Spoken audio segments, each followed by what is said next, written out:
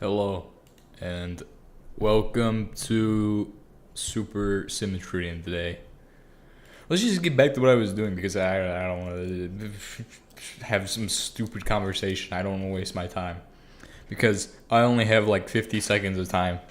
So it is what it is. 50 seconds of time, I can do with that a lot of things.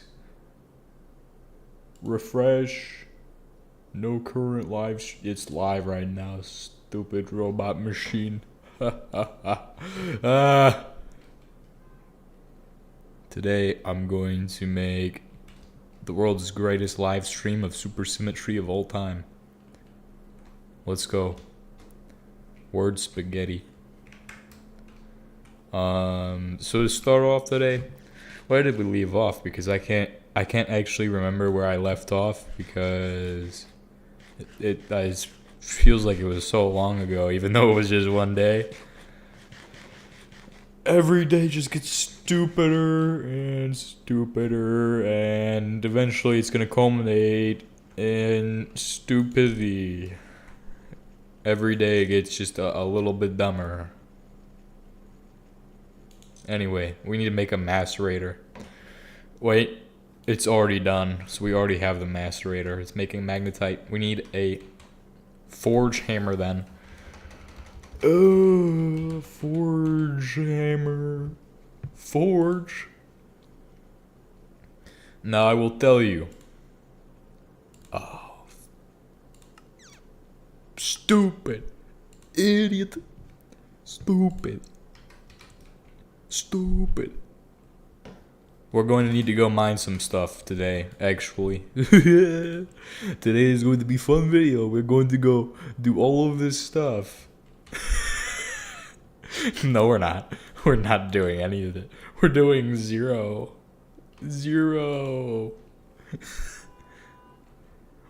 Shut up.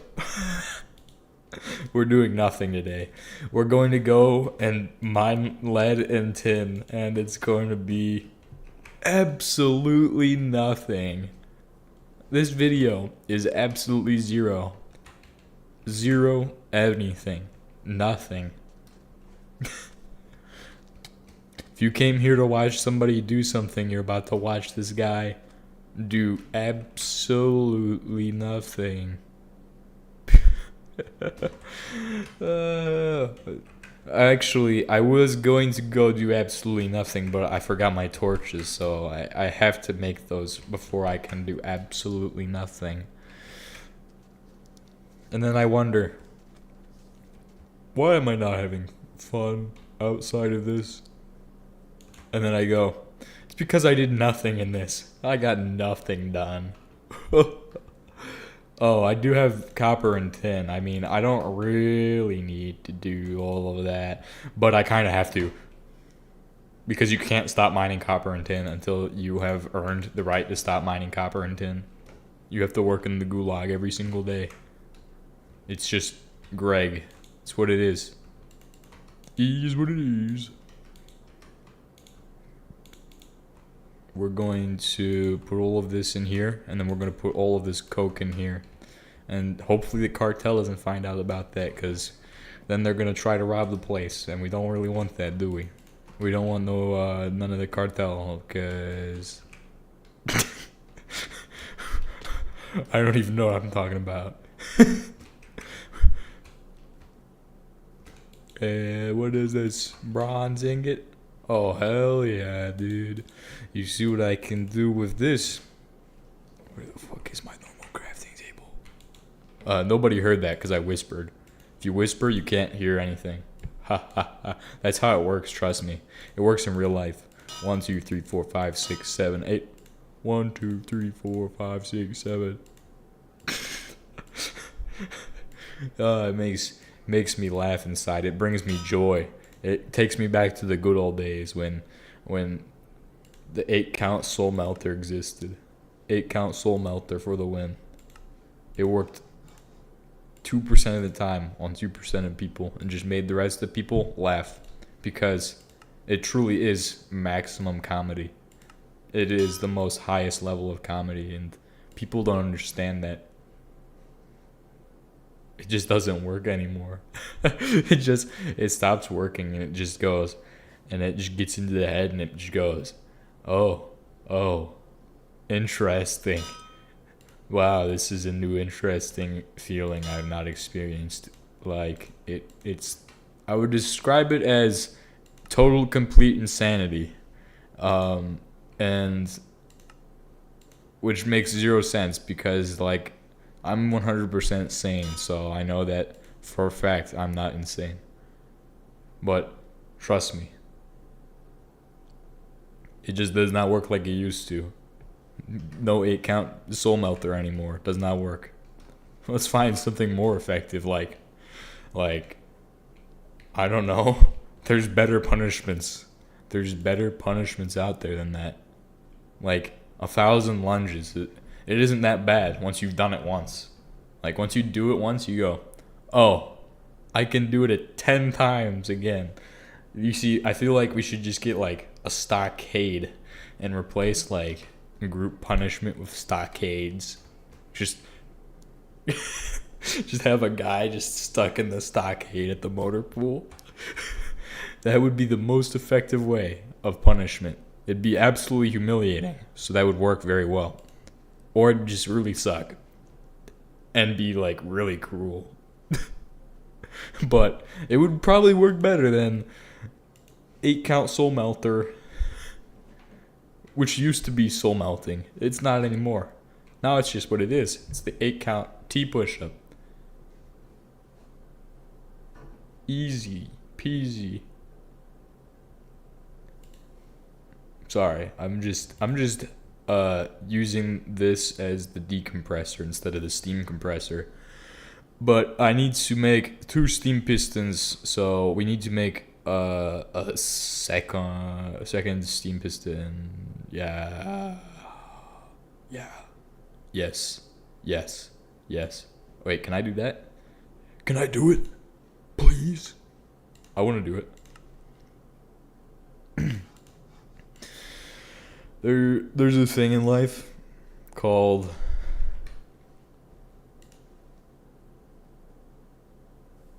that was a good one. Everybody likes when I have a conversation and I just stop halfway into the sentence because that's what I do sometimes. I'll go and just have dead silence halfway through a sentence. I'll try to replicate it because it only happens naturally.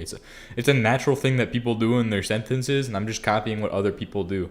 Like anytime I have a conversation with somebody, they'll stop and they'll go, or something like that. Like they're doing something in their head, like their head's working, and I can just tell, and it's doing some weird stuff. But I also do the same thing with my head, so I'm just copying other people to increase my effectiveness.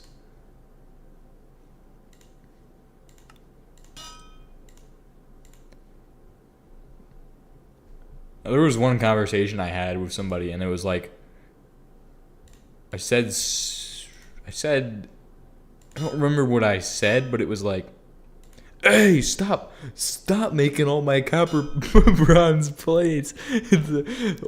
No, I'm out of bronze. Now I'm really angry. I'm real upsetty spaghetti about my bronze. Oh no.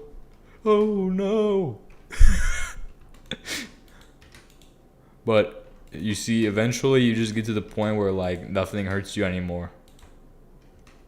What? No, that I don't know why I'm still thinking about that. Like what?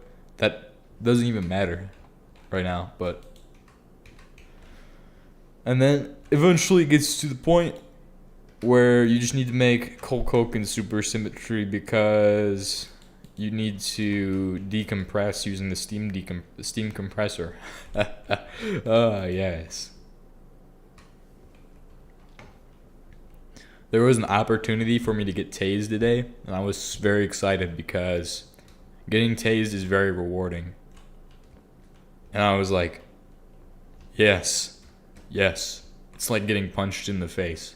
I was so ready and did not get tased at all because it just did not happen.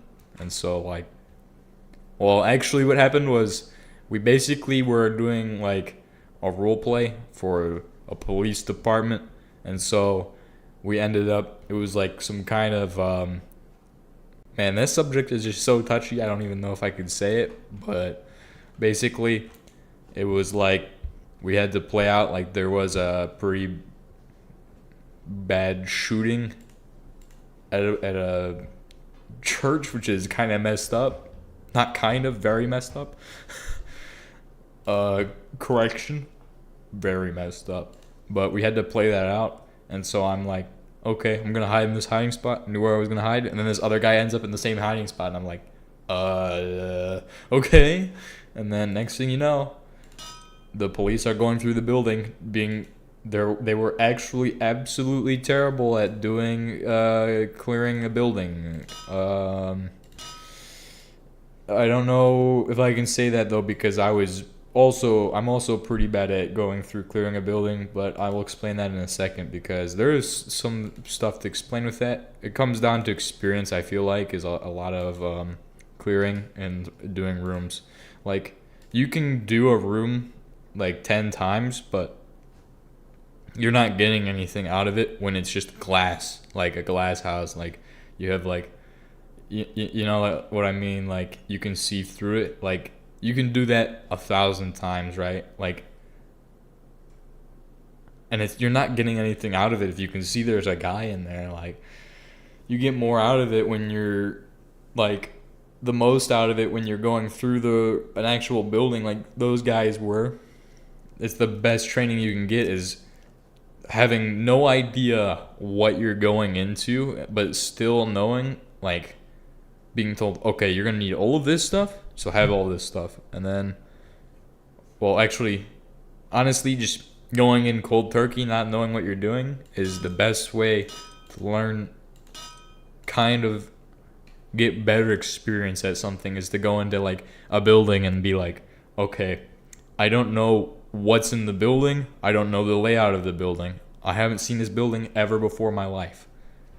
And then going through it and then being like, okay, and then just working off of that. Honestly, that's important to actually be able to get better at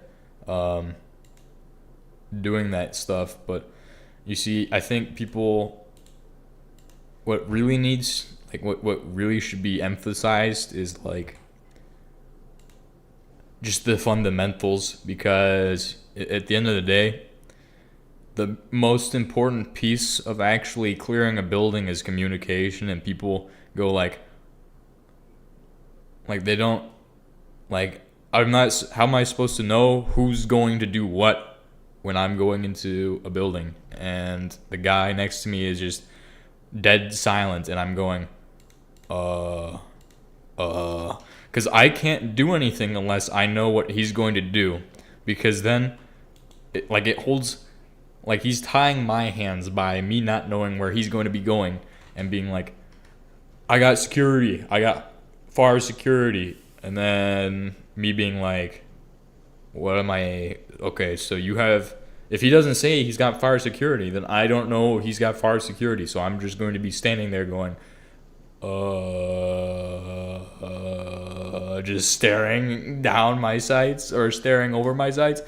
And then, like, if nobody's saying, like, we're moving into the next room, like, I'm not going to move into the next room unless somebody verbally says we're going to the next room, or physically tells me by touching me in some way, like giving me a nice, like, tug on my neck or like on my shirt or something like that, and like actually like showing me or like pushing me or like something like that, or like putting me, like, getting me into the room. Like, I'm not gonna just go autonomously when there's a chance I can potentially shoot the guy next to me if I don't know where he's going and what he's doing, and I don't want that. So,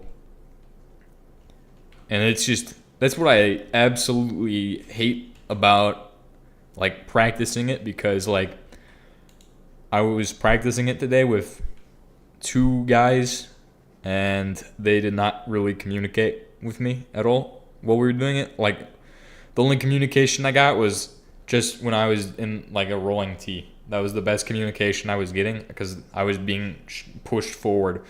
And then I could ask, hey, you want me to clear that? You want me to clear that? Like, if I can ask and like communicate, it's better than like if I'm just not doing that. Because, and then here's the other thing for me is like when I enter a room, it's just like I don't immediately identify that, oh, this room is short. Like, it takes me like probably about 3 minutes to do that because I just don't have the experience with that. Like, I've never been like, short room, like this room is short. Like, I don't notice that. I just notice that there's nobody in the room or that there's somebody in the room. And then I don't actually clear the corner of the room, which is a problem for me. So like, if I notice one person, then I just tunnel vision onto that person, which is like the dumbest thing you can do entering a room. Like, just one person. And then, like, for me, that's just absolutely dumb. But I figure, like, with that, it just comes down to experience. Like, the more you do it, the better you'll get at it, honestly. So, like, if I want to clear a room, then I just need to practice clearing rooms constantly until I can go, okay, I'm going into this room. And honestly, I feel like if I was a lot better at clearing rooms, I would just do it solo because, like, really, you don't need, like, you can have a guy watch, but, like, you don't need two guys most of the time. The only reason you need two guys is to spot the thing that you miss. And eventually, once you stop missing things, then you just don't need the second guy. Because honestly, it's just, number one, having two guys is a lot for, like, a lot of life to throw into a room where you don't know what they have. And honestly, you should just be able to get to the point where you're experienced enough to just go in on your own. Like, it shouldn't need to be that many people. Obviously, there's problems with that because it's like, well, you gotta work as a team. But no, like, working as a team is like the most difficult thing you can do because then you're adding in all of these variables, like communication failures and everything. Like, you're adding in so much. Yes, we're working on the bronze machines right now. What am I doing? This. But I feel like a lot of it with just clearing a room just comes down to communication because, like if you have multiple guys doing something, you need them all to communicate on how they're going to do that. Otherwise, it's just going to be chaos, right? Like, it's that control element. Like, there's nobody telling anybody what. Like, if I was telling them what to do, then I'd be like, okay, you pull security, I'm going to go ahead and take this direction. And I don't know that I would be allowed to do that. Like, probably wouldn't be. Probably wouldn't be. And, like, honestly, like, what doesn't work is that, like, I feel like you should have one guy, like, or like have some level of autonomy to where each person is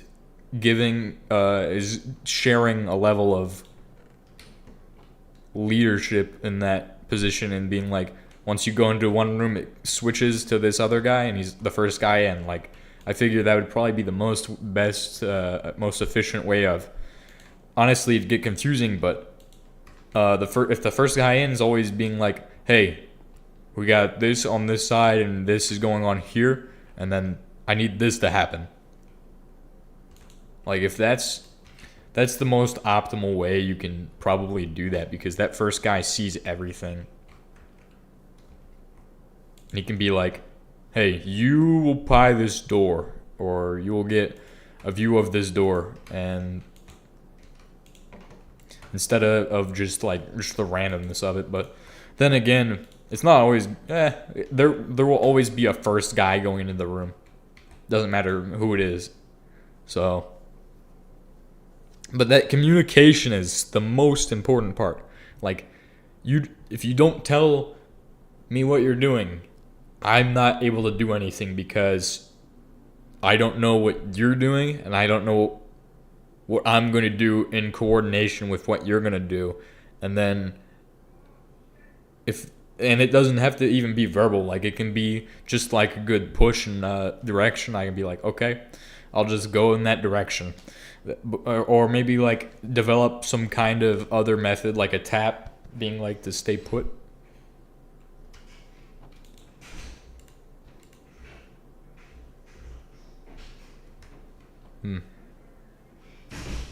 Like something that would be like ideal, like honestly, like some way of me knowing what is going on, because I have no clue what's going on 90% of the time, and I'm just going, what are you doing? What are you doing? Like, honestly, at the end of the day, if you know what's going on, like if you've done it enough times, you'll know what's going on. But I'm not going to trust that I know what's going on. Even if I knew what was going on, I wouldn't trust that I knew what was going on, because if that guy in front of me is like, I don't see what he's seeing, and I cannot know what he's knowing, and so I can't know what he's planning to do.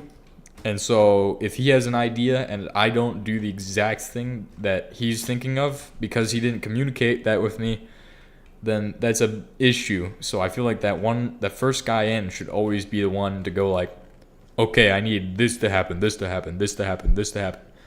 But he's also going to be the guy who's going to spot like if the room's a short room or like the dead space in the room. But everybody's going to call those things. And it just is a problem, like when it comes down to doing it, is like you go into a room and like that first guy, if he doesn't communicate all of this stuff, like he might not even notice it if he hasn't had the experience to do it over and over and over again and get all of the reps. I've only had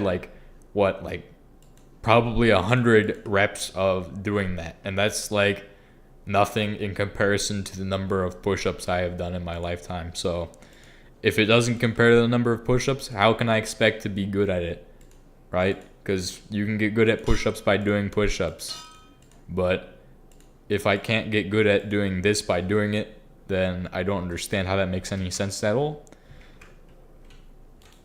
But then again, it's not like I'm not learning as I do it. So, I mean, I need 27 of these.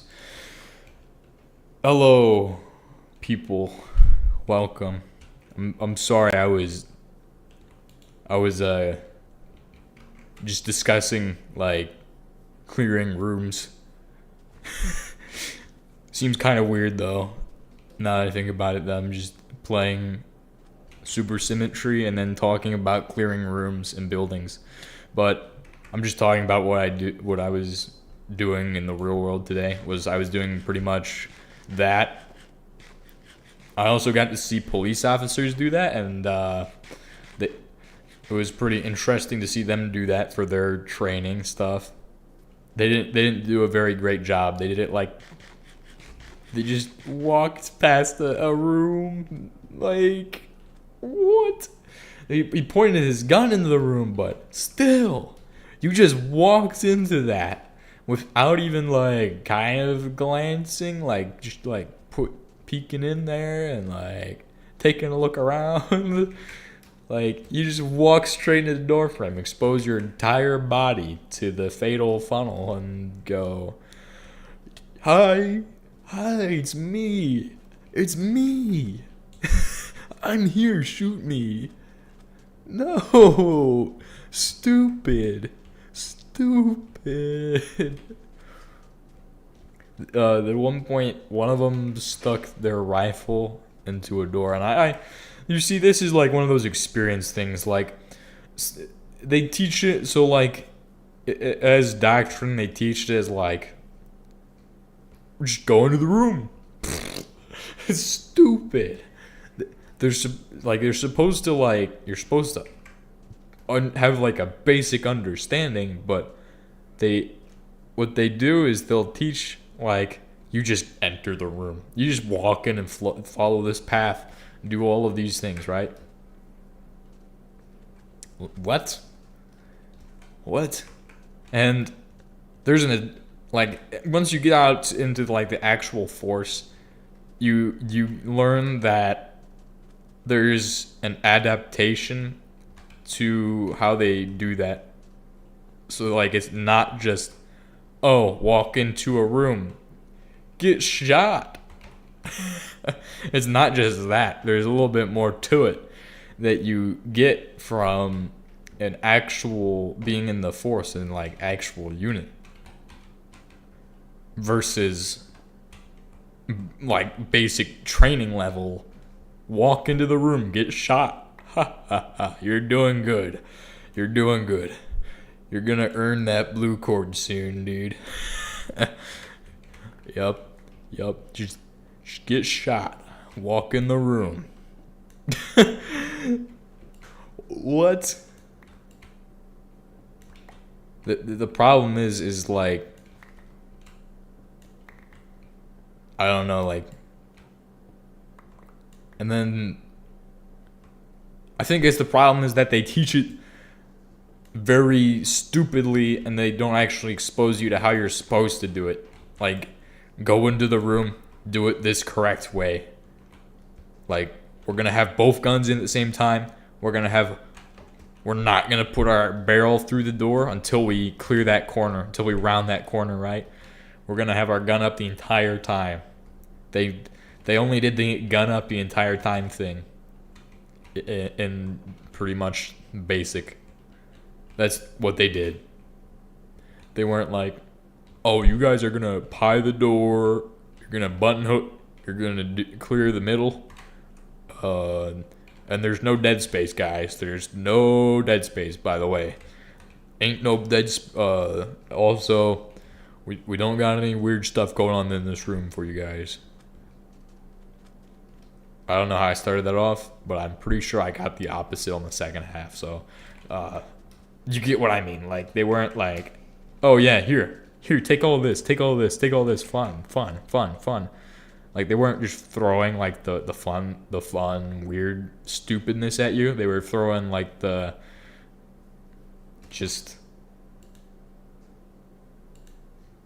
were just throwing like, what, I don't even know what I'm thinking of. They weren't even throwing curveballs. They were just throwing regular balls. That sounds so stupid. Okay. So, I've just got copper, which is good. Copper is good.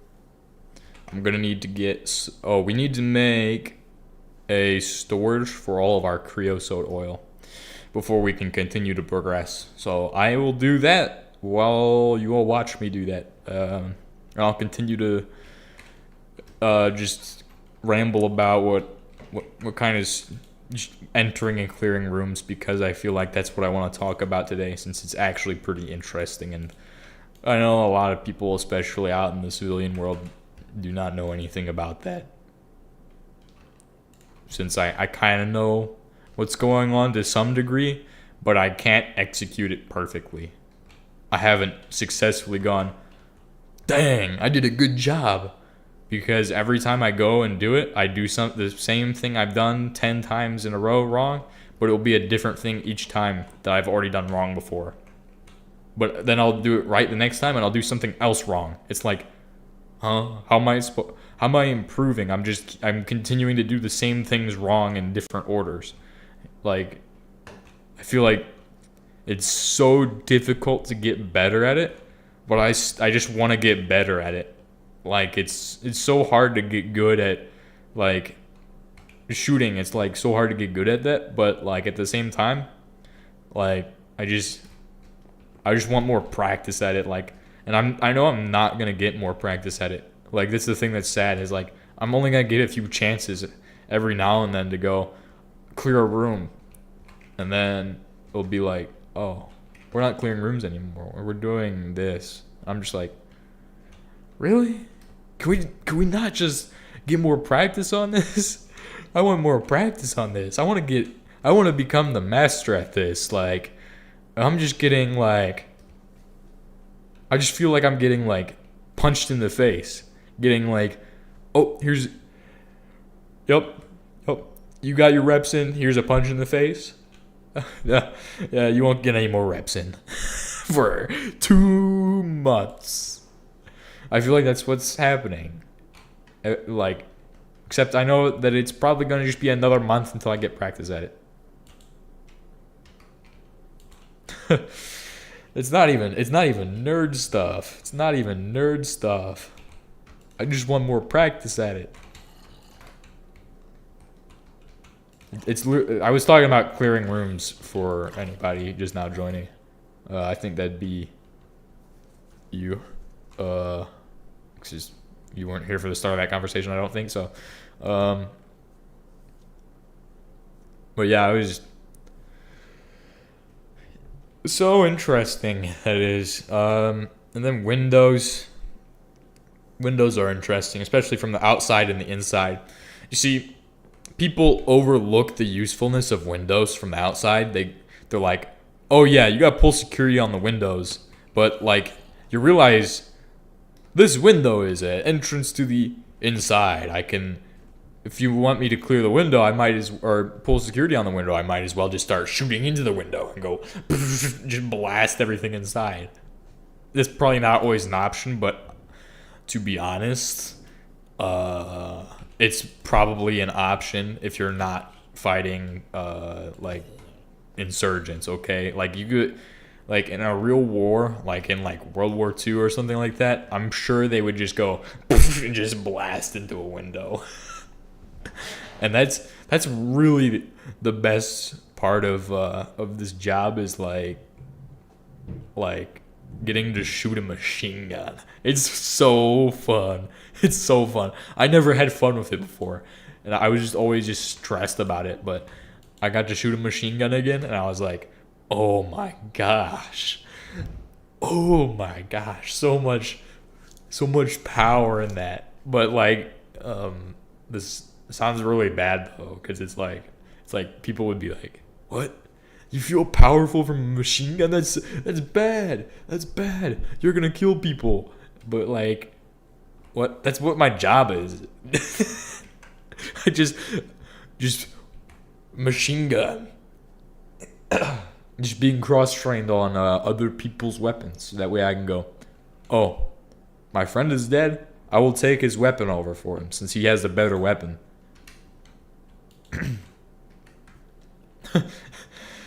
Oh my gosh, though. What I did yesterday was a simulator, basically. So they have you know, like how like law enforcement, they have simulators. Well, we have a simulator as well. Like law enforcement simulators, they got that wall and it's like, stop resisting, put down the gun. They do that. Well, we have a simulator, and it's like, you go in and you can do rifle quals and stuff, but we also got some of that on there. We got some buildings and stuff. Like, it puts you in a camera, and then it's like you just go through the building, and like I had a 249. Like some of those cameras, it's like the guys have pistols, and you're supposed to be a guy with a pistol.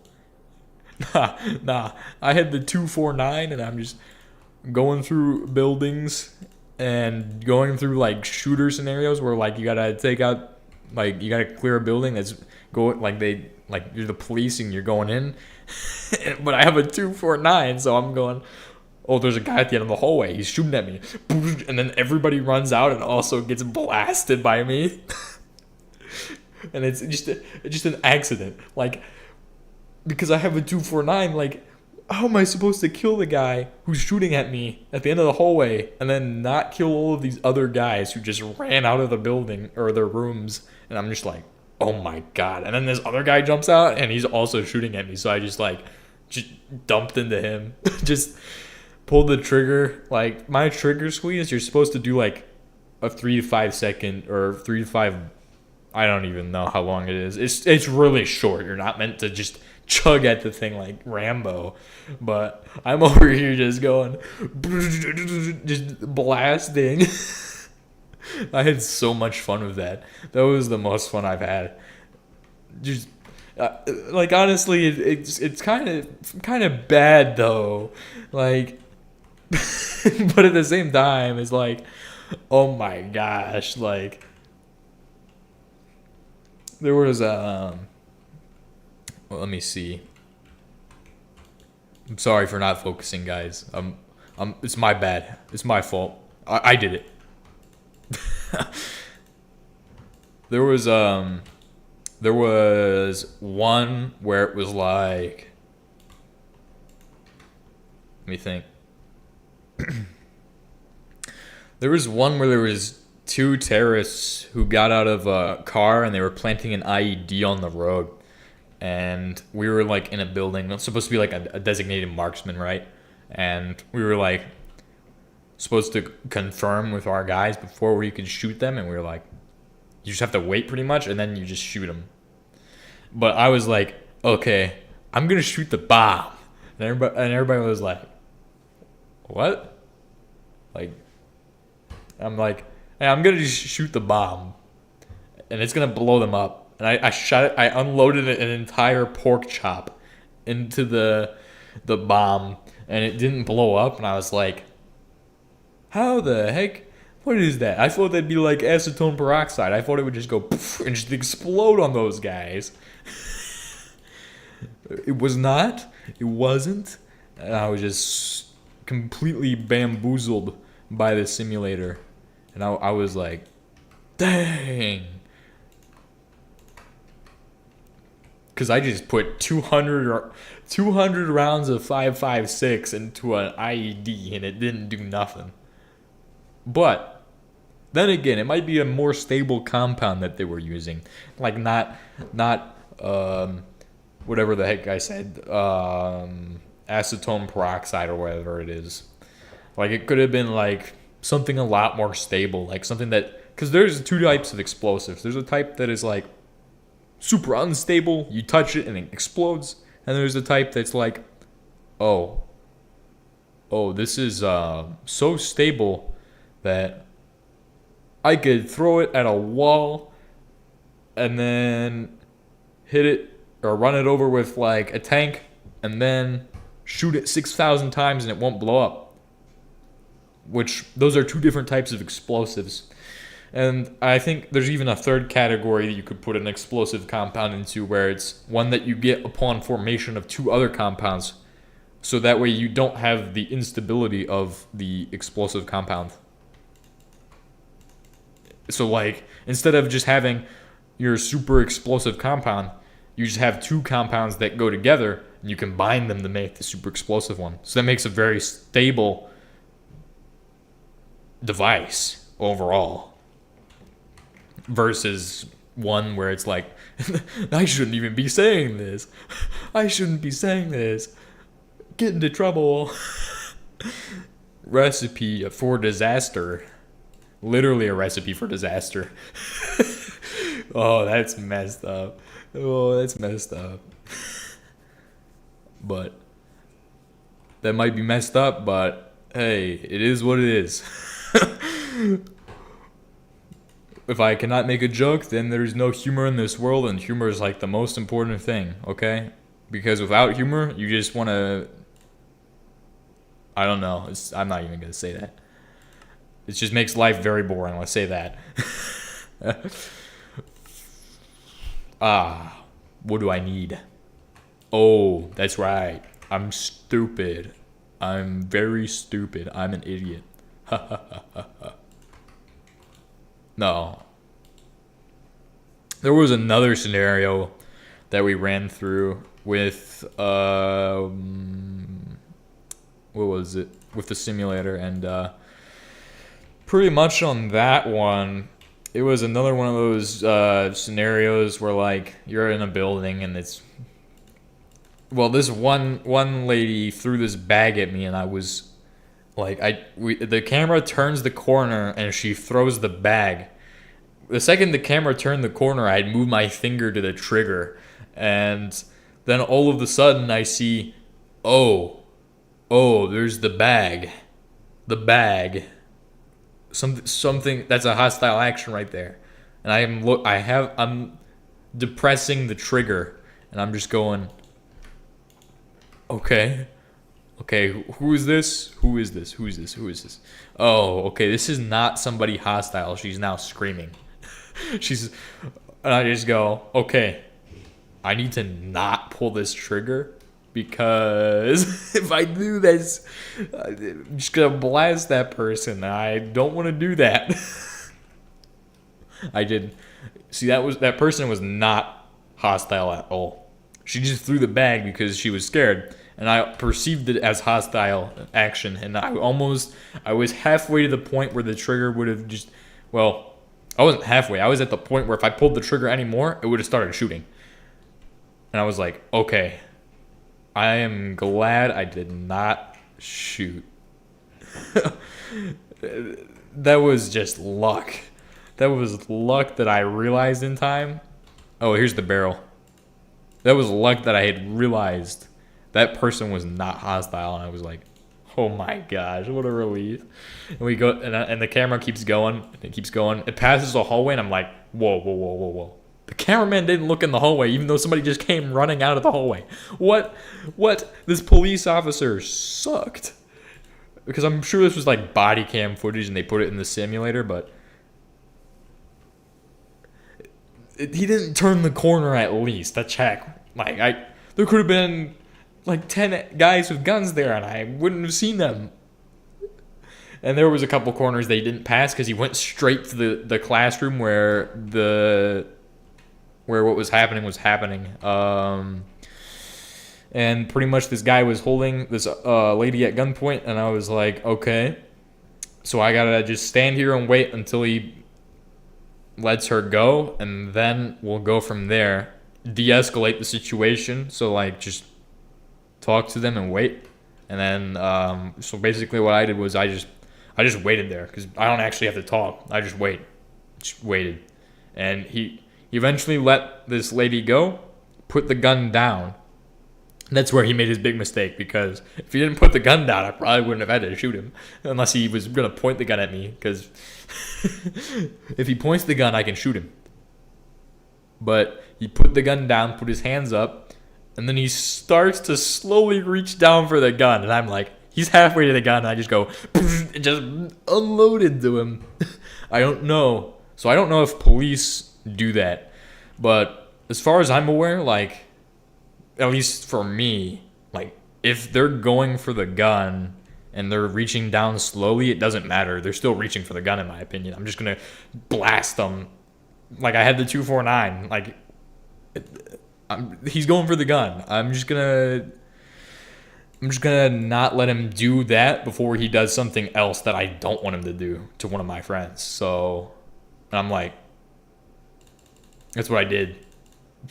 I mean, it was just a simulator anyway, but so like it didn't really matter if like you messed it up, but I didn't. It's good for training to not mess it up, even though I messed up so many of them, because I just when I go to do it, it's like I won't notice like the smallest thing, and then I'll be like, do I shoot or not shoot?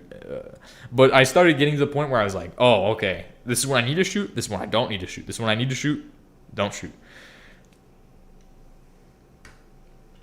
But when I was doing that one, and he was going down for the gun, I just blasted him halfway down. He was going down really slowly, but I knew he was gonna pick up the gun and start shooting me. Like, it didn't matter if he's going down for the gun slowly. He already put the gun down. He's showing hostile intent by just picking it up, and that's what I don't understand for like any police officers or anything. Is like, do you guys shoot him if he's going down for the gun slowly still? Or do you guys wait till he has the gun in his hand to shoot him? Like, because like the second he has the gun in his hand, he's got his hand. He can put his finger on the trigger and just go bang bang and just kill you right there. I mean, he's not gonna be a good aim, but like if he's got it on table. That one was pretty interesting though, because like honestly, the first part with the lady throwing the bag at me was like, whoa, what am I doing? What am I doing? Who is this, and why are they throwing this bag at me? Because that's not what the shooter's gonna do, but that's what a hysterical lady's going to do, and throw a bag at you. And so I was like, okay, okay, figure out who this is. Don't just spray them like I've done on the previous times. There was one, so this is the worst one I did, I feel like, where it was like we were going into this compound in like Afghanistan on a, so that was in the simulation as well. They had this one. Roll up to this place, go up the wall. It's pretty simple. We're just a support by fire, and I'm just spraying these guys. Got them pretty quickly on that first iteration. I was like, okay. Then they had me go into a room, and we go in the room, and it's like there's a guy standing right there, and he's got a knife holding a guy in BDU, or no, what is it called? UCP, camouflage uniform. And I'm just like, okay, the second he lets go of him, I'm going to just shoot him. Since the second he puts down a knife, I didn't see the knife, okay, but my friend was like, he's got a knife, he's got a knife. And I didn't see the knife, but I just saw that he was holding one of my friends, I guess. So I was like, okay, I'm gonna shoot him when he lets go of this guy. And he lets go of the guy, and he puts his hands up. And I was already shooting by the time he had his hands up. And I was like, oh, crap. I just did a oopsie. That's more than an oops. That's you're going to jail. You're going to jail, son. I was like, oh, crap. Oh, my gosh. I should have been a little more slow to that one. You got to go a little bit slower. Think a little harder, and don't just pull the trigger on your machine gun. But what happened after that was I did it again, and I was like, okay, I already know what he's going to do. He's going to put his hands up, and I can't shoot when he's got his hands up. I might have forgot that rule, but I'm like, I'm not going to forget that for at least a week. So, okay, goldfish brain right here. Goldfish brain. I'm stupid. I'm stupid. But what am I even doing right now? I'm not even focusing on what I'm trying to do. But I'm having so much fun telling you guys these stories. Like, because it's just, for me, it's like, that was a lot of fun to go through that and get to do the simulator. Like, I was like, oh, this is awesome. Awesome, dude. Like, you don't understand. It was awesome. Awesome sauce.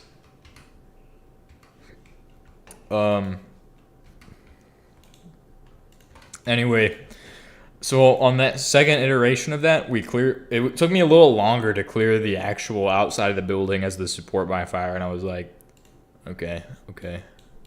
I wasn't doing as good as I was on the first one. Like, I was still spraying and shooting them, but just wasn't doing a good job at it. Like, the first time I had that first guy down in like 5 seconds, and then the second guy was down in like, it took me like 30 seconds this time, which was a lot slower. Like, that still sounds fast. Like, I say 30 seconds, but that's not a lot of time. You don't understand. Like, a minute is a lot of time. Like, 30 seconds, that's a lot of time right there. Like, that's half a minute. Like, 30 seconds is half a minute, okay? That's a lot of time. So, it took me 30 seconds, I feel like, to clear the outside on that iteration, and I was like, oh, dang. It just took so long.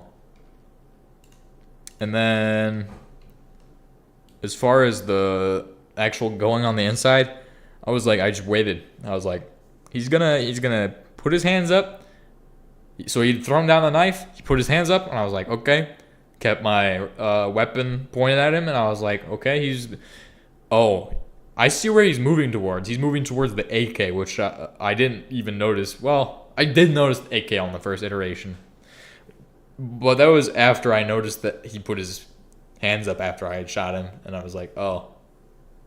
I don't know what order it was that I noticed the AK, but obviously the eyes don't focus on everything at once, I feel like, so you don't just have like all of the information immediately. Like you can only get a little bit of it, I feel like, which is a human deficiency. Human deficiency. It's a problem is that I'm not a computer, so I'm not efficient enough yet. Oh yes. Be less computer. But it's more efficient that way, so.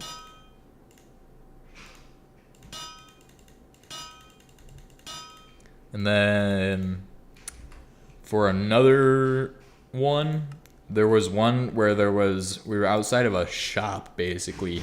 So doing police on a patrol basically. Now, I don't know who thought it was a great idea to give a police officer an M249 light machine gun, but that's what happened. I was the police officer in that case, and even though I'm not actually a police officer, I'm too cool for that. I'm too cool to be a police officer. If I ever become one, please shoot me. Yes, if I ever become a snitch like that, just end me. Actually, no. To be honest, nah. But yeah. Stupid. Oh my goodness. I just gotta make sure that my path is clear. Stop it! Stop! Don't touch me. You're gonna regret it. You're gonna regret it. Next time you touch me, Mr. Green Man, please don't touch me. Bop. Zombie. Anyway, there was one, and it was like I was on patrol as a police officer. I'm not a police officer, but they put me on patrol as a police officer, and this guy comes out of this supermarket. As I'm going around the corner and go to the supermarket, this guy jumps out of the supermarket. I have my M249, police service weapon, obviously. Oh, yeah, and this guy jumped out, and I was like, okay, I'm not going to shoot him, obviously, because he just jumped out, because it makes 2 cents for the scenario. Like, okay, I see that.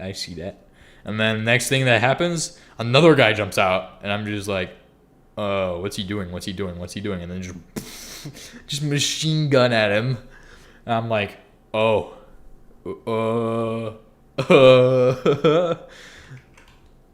See, the problem with the M4 is that with the M4, I have to go, safety, on, off, constantly. But with the 249, the safety is gonna always be to where the weapon is pretty much red most of the time. Because to move the safety back, you have to do some things with the charging handle. Well, to actually move the safety to the fire position, you have to do things with the charging handle. Like, I think you have to do that at least. I actually am too stupid to actually understand the saw very well. I just know that when I do the, there's an order to it, because otherwise you're going to break the safety group. And so, I was, like, it's way easier to shoot the M249 in my opinion, because I don't have to go, safety on, safety off, safety on, safety off. Every time I shoot, I don't have to do that extra stuff. I can just leave it in the position where it's set to kill. And then, I mean, that's probably not supposed to be the case, but I'm not gonna lie. The saw is like kind of a weapon where it's not really like you're gonna, like, you shouldn't ND with a weapon when it's, like, it's really hard to ND with a weapon. Like, you have to be stupid to, or just unlucky and get like a tree branch stuck in the trigger or something like that. Like, I get that with the M4, right? Like, that makes sense. No. I mean, there's a trigger guard for a reason. How the heck is a twig gonna get, that's like a 1 in 100,000 odd right there. That's still an odd that you wouldn't want to take, but for me, like, if I'm gonna go enter clear a building, I don't have to go up, down with my safety. It's kind of just stupid. But then again, it's a safety thing. safety first, or should I kill the enemy before they kill me first? Like, which one of those is the best importance, in my opinion? Like, obviously you have to do both, but still, it makes more sense to be just lazy with the safety. Like, just leave it on kill the entire time. Like, if my weapon's pointed down range and not at my friends, if I have it high when they're going through and I don't flag them, there's no problems with it being on kill, in my opinion. But still, it's just this weird thing where it's like, it's kind of just not safe, but I don't see how it's not safe, because you have to pull the trigger for it to function. Like, it's kind of just common sense to not shoot your friend, right? Like, you think, but I guess it happens. I guess it somehow happens that happens. I don't know who has to ruin it for the rest of us that we have to have safeties that are just stupid. And then again, with the M4, the safety on it is just not modern. And that's never going to change, because it's like the Army will never upgrade a weapon system to where it's going to be actually good. Like, with a bullpup, what you get is a better center of balance of the weapon. So, like, you don't have all that front weight. Like, you can have as much stupid stuff that you don't need on the front to be high speed, and you're not going to have any of the front weight because all your ammo's in the back of the weapon. So you can have all your PEC 15s, all your rubbish on the front of the gun, and then all the ammo at the back to balance it out. Bullpup. But the thing is that the Army is never going to adopt a bullpup, ever. Probably. Unless we get to like 2,700 and the U.S. Army's been defeated. The United States is over at that point. Like, that's the only point where, well, at that point we'd be replaced by some kind of super space Roman Empire. And then they're going to have bullpups. Because it's smarter. Makes a lot more sense to have a weapon that's balanced than one that's kind of just like front heavy is what it is. That front heaviness is what makes it harder to aim the weapon. And like, you might be like, oh, well, that's not a problem. Well, it kind of is, because if I'm trying to fight the weapon going down in the front, like, that center of mass in the back makes it a lot easier to carry the weapon, and B, to where it's like, oh, yeah, this is easy to shoot. Like, in fact, it might even be faster to go up and down with the weapon. Like, that's amazing, because it makes shooting so much easier. Like, it make it way easier to be effective with your weapon versus what we have right now, where the magazine's in the front. The other thing, which I would say is important with a weapon, is like, and there's another guy who said these exact same things, and I agree with his points on them. I don't remember his channel's name, but if I do, I will mention it.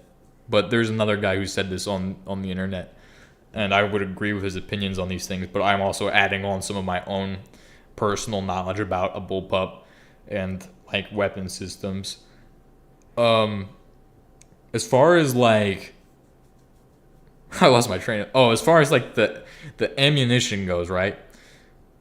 Like, a press button is a lot more difficult to engage with. Like, it's harder to like from my experience, like, pressing that button is sometimes super annoying, and it's not like I can just, like, my hand isn't that big, so it's not like I can go from the handguard and just press my thumb up on that thing.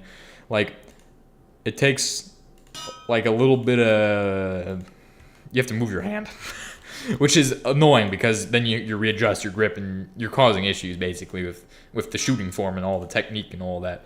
Like, it's not good. It's not good where it's at right now. And then the other thing is, obviously, with interfacing, I want it all in one spot. Like, I want to be able to press the button and go, okay, that's the charging paddle. Oh, that's that other button. It's like an Xbox 360 remote almost. Like, not like an Xbox 360 remote, but like to where it's like one, where like I can have all the buttons on the side of my weapon and be like, okay, this one is that one does this one does the magazine, and I want them closer to the hand so I can move them.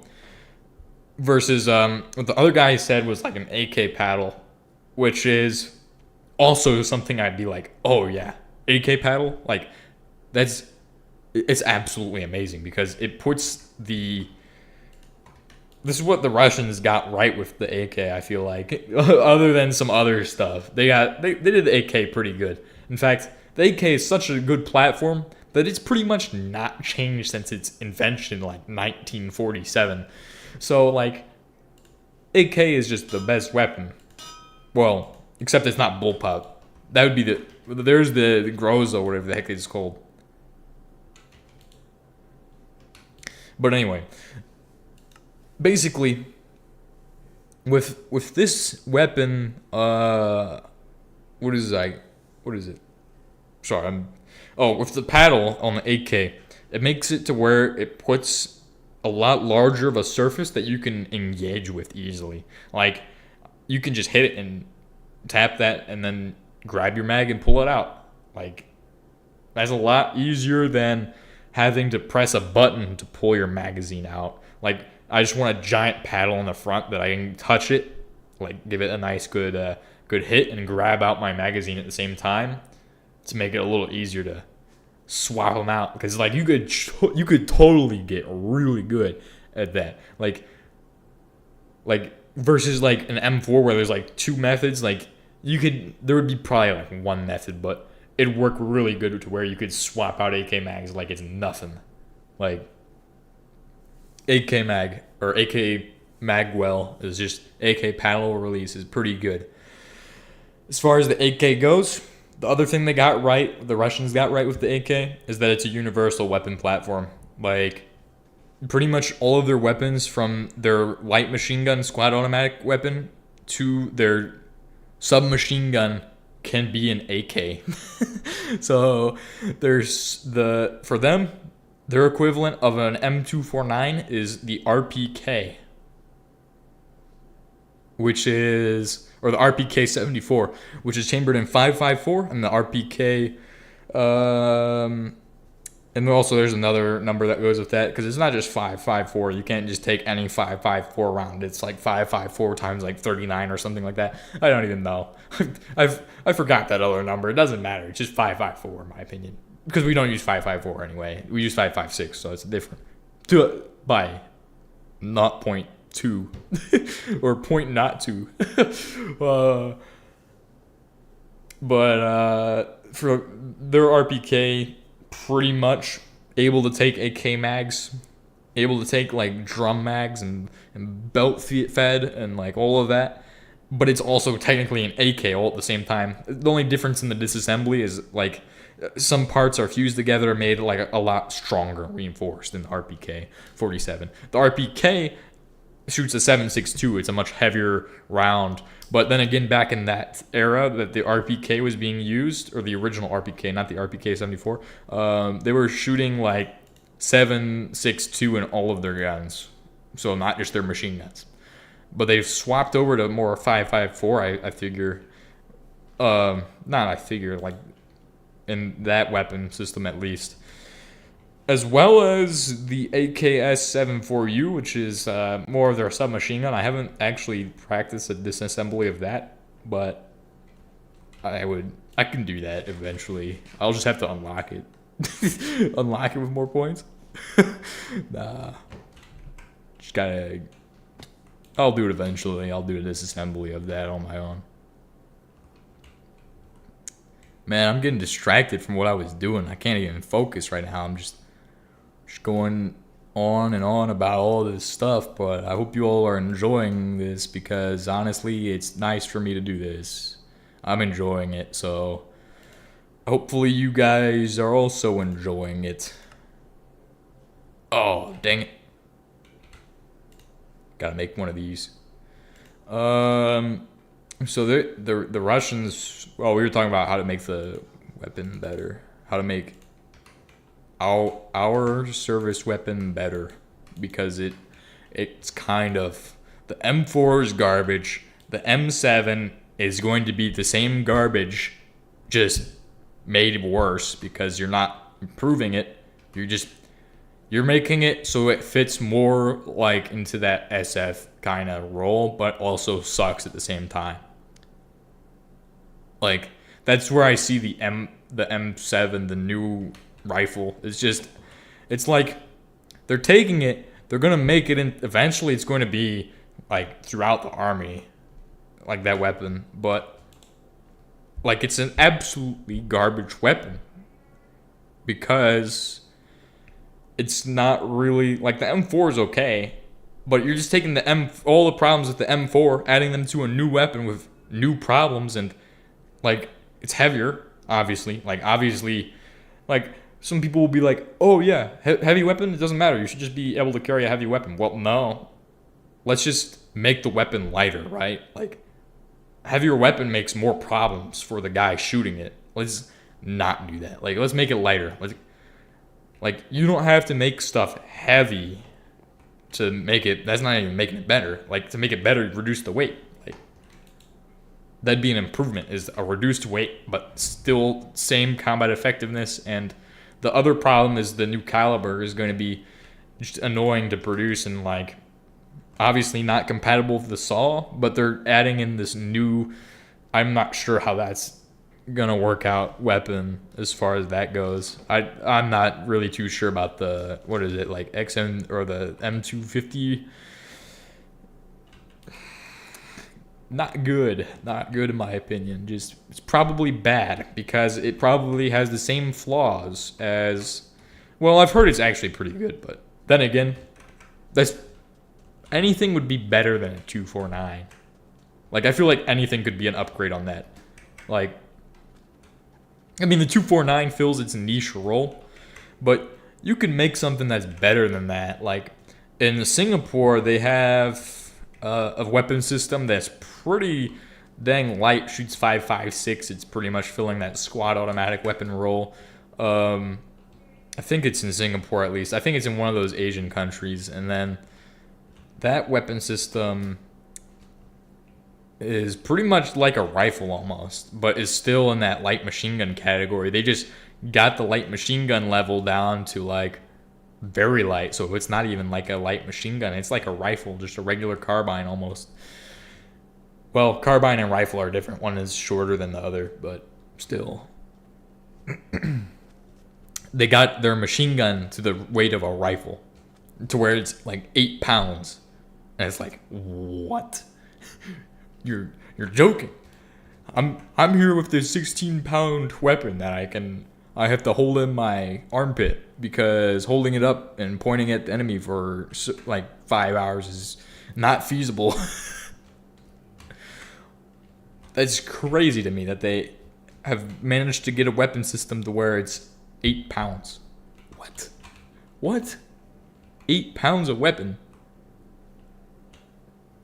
And it still packs the same punch because it's 5.56. As long as the barrel length is the same, it should pack the same punch. That's the only thing that affects performance of a weapon is the barrel length being longer or shorter, or like for the round at least. And then also technically you could have 5.56 times like 2,000 because the times part is like that's the actual booster. Like think of that as the booster, right? It's the part of the back of the M or the bullet, the round that's going to provide all the gas pressure to the round. So that if you make that larger, make it like times 200, which would be huge, like right? But that'd mean you're like shooting it out of a fucking artillery gun. Oh, that's a bad word. You shouldn't have said that. Stupid. But you see, just like that's kind of interesting. Kind of interesting. Like you can make a tank with a well, pretty much if you put a 5.56 bullet into a tank casing and then fired it, think of the velocity you're getting out of that. Like it might be absolutely stupid, but it's going to be a lot more effective than. Now, here's the other thing to that, is that you make the round size larger, and what you're doing is wasting more resources logistically. And you know, you might wonder why I consider that. Well, it's just because I don't even know. Like I don't have an explanation for why I consider certain things. I just go, "Oh, that would probably be a problem with that." It's just makes a lot of sense.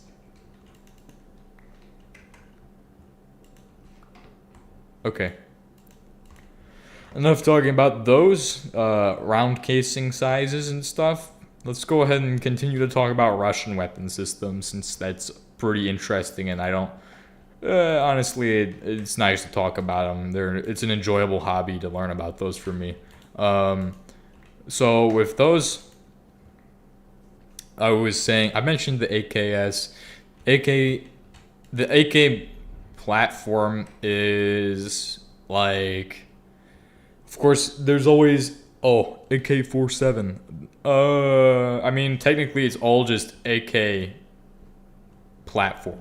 Like, there's not an AK-47. There was, and it probably at some point, but now it's the AK-74, and then, so I guess the original AK, and then there's like all kinds of AKs. Like, you got like AK-101, like I don't know much. It's like to know about all of the different AKs, I only know the big ones, the most important weapon systems, which are the RPK, the PKP, and the PKM. And two of those are going to be in your kind of like third world countries, whereas one of those, it might be. They might all be in third world countries, knowing Russia, because Russia exports to like the poorest countries. So there's always that. Where am I going though? Because I need to get lead.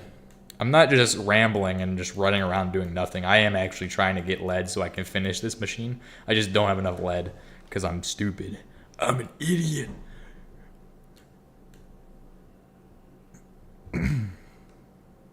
What is this? Where are my waypoints? Malachite, coal deposit, cassiterite. Thank you, Zalgo. What did he do? I just remember there being lead somewhere. It's kind of weird. Anyway. Yeah.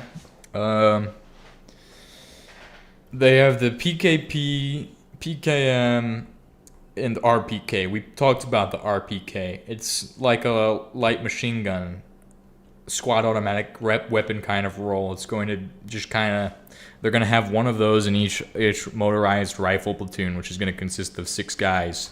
Now this is kind of I think it's common between Russia and Ukraine, is that they have that doctrine of 6 guys in a motorized rifle squad, because each team is 3 guys. And if you watch Alphabet SVO, it shows how they do traveling, which is where you'll have 3 that group of fire team pretty much, and the 3 guys just point off of each other and they stand very close to each other. In that, I'm not sure if that's for demonstration or if that's actually how they do it, where they will go. I doubt that's how they actually do it, where they have 3 guys right next to each other. But there are some benefits and some disadvantages to that. Like, if you have the 3 guys really close together, it makes communication really strong between those 3 guys. 3 guys isn't a super huge amount, so it's not like it's going to be super easy to spot them, right?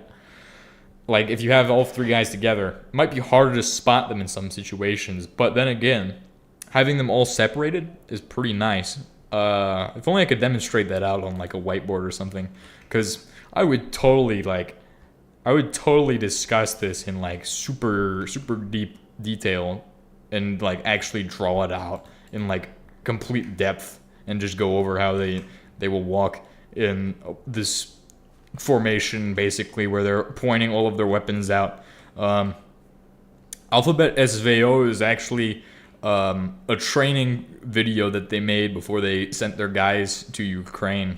I don't know if they made it before or after, because it covers a lot of the stuff.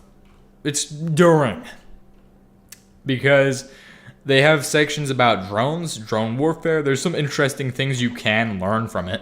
Like, it's not just all just complete stupidness, because they do some things very stupid, but you don't underestimate somebody because they do something stupid. If you underestimate somebody who's stupid, that's how you let somebody stupid beat you. So don't underestimate them. They might seem stupid, but still, they have the potential to be very dangerous.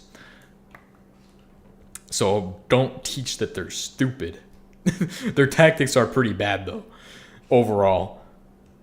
At least compared to ours. But they may look at ours and go the exact same thing and be like, oh, they're so stupid. They're so dumb. Look at all of their tactic. It's so bad. And that might be how they look at ours, and that's how we look at theirs. And then and then somewhere in the middle, somebody's like, oh, I'll just take a little bit from them and a little bit from them, and then put them all together to get something that's a little less stupid than both of those. And then we'll look at that and go, oh, that's downright stupid. Because, well, and pretty much a lot of with tactics is like movement under like suppression, movement element. Okay, suppression, and then your movement element part, where you suppress the enemy for while the other guys move up, and then you stop. Well, you maintain a level of suppression to some degree, and then they move up and they go do their thing and take out the enemy wall. Because you can't win by just suppressing the enemy. You're gonna run out of bullets eventually. They're just gonna hide. You gotta get guys up there to take them out. That's why it's suppress and move. Suppression, movement. There's a lot to learn about this. Like, a lot to learn about my job. But then again, the way the Russians do things is like my favorite thing. Because it seems so dumb, but they have a reason for doing it, I'm sure. Like, we have a reason for doing everything we do. They must have some reason for doing everything they do. And to some degree, that makes it a little less dumb, because it might work. It might just work. But then again, it probably doesn't work. Because I haven't seen it work, I can't be like, oh yeah, it works 100%. I haven't seen it ever. So I can't be like, oh yeah, Russian tactics, they're not that bad. I have to take it with a grain of salt and go, it looks bad, but I don't actually know how bad it is. I might walk into that and be like, oh crap, not even expecting it, and go, oh crap, I'm not even sure what's going on here. But then again, once you know like how they're going to position everything and like what to expect with it, like there's a lot of things about Russian tactics, like their BTRs and BMPs, like they focus all on motorized, because they're focused on like, it's like a blitzkrieg style almost, where they're just rushing forward. With all of that, like with that, it's like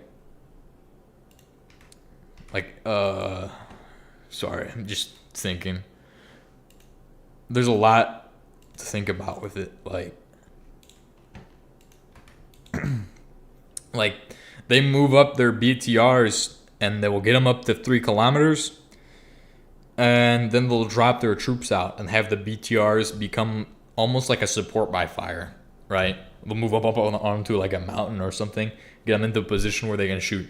Like once they think they're going to engage the enemy within 3 kilometers, they're going to be like, all right, everybody out of the BTR, everybody out of the BMP, you guys are going to walk or ride on top of the BTR or BMP, because in a lot of cases they did that. Like if you don't, like you might ride on that. In a lot of cases they would do that, like historically. Like you can look back to all of their conflicts and go, oh, there's guys riding on that vehicle on top of it. The only reason I feel like the Russian military, there's 2 reasons why the Russian military is bad actually. And it's that, number 1, they don't have enough time for their guys to develop into an actual like leadership position. So with with the Russians, obviously, they have like people with sergeant ranks, like, but the rank doesn't mean anything in their formation. Like, it doesn't mean anything because those guys haven't had time to develop their skills and hone their craft. They don't know what they're doing. It's like it's like if you gave me like the keys to the car when I haven't had any practice driving. Like, if that makes any sense. It's like that.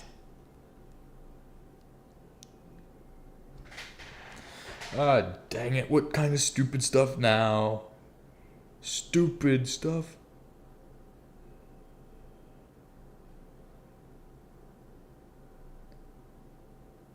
Zero 06. God dang it.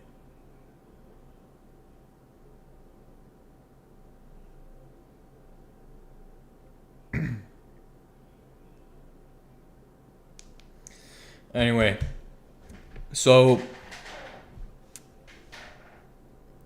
let me go ahead and get back into my train of thought. Man,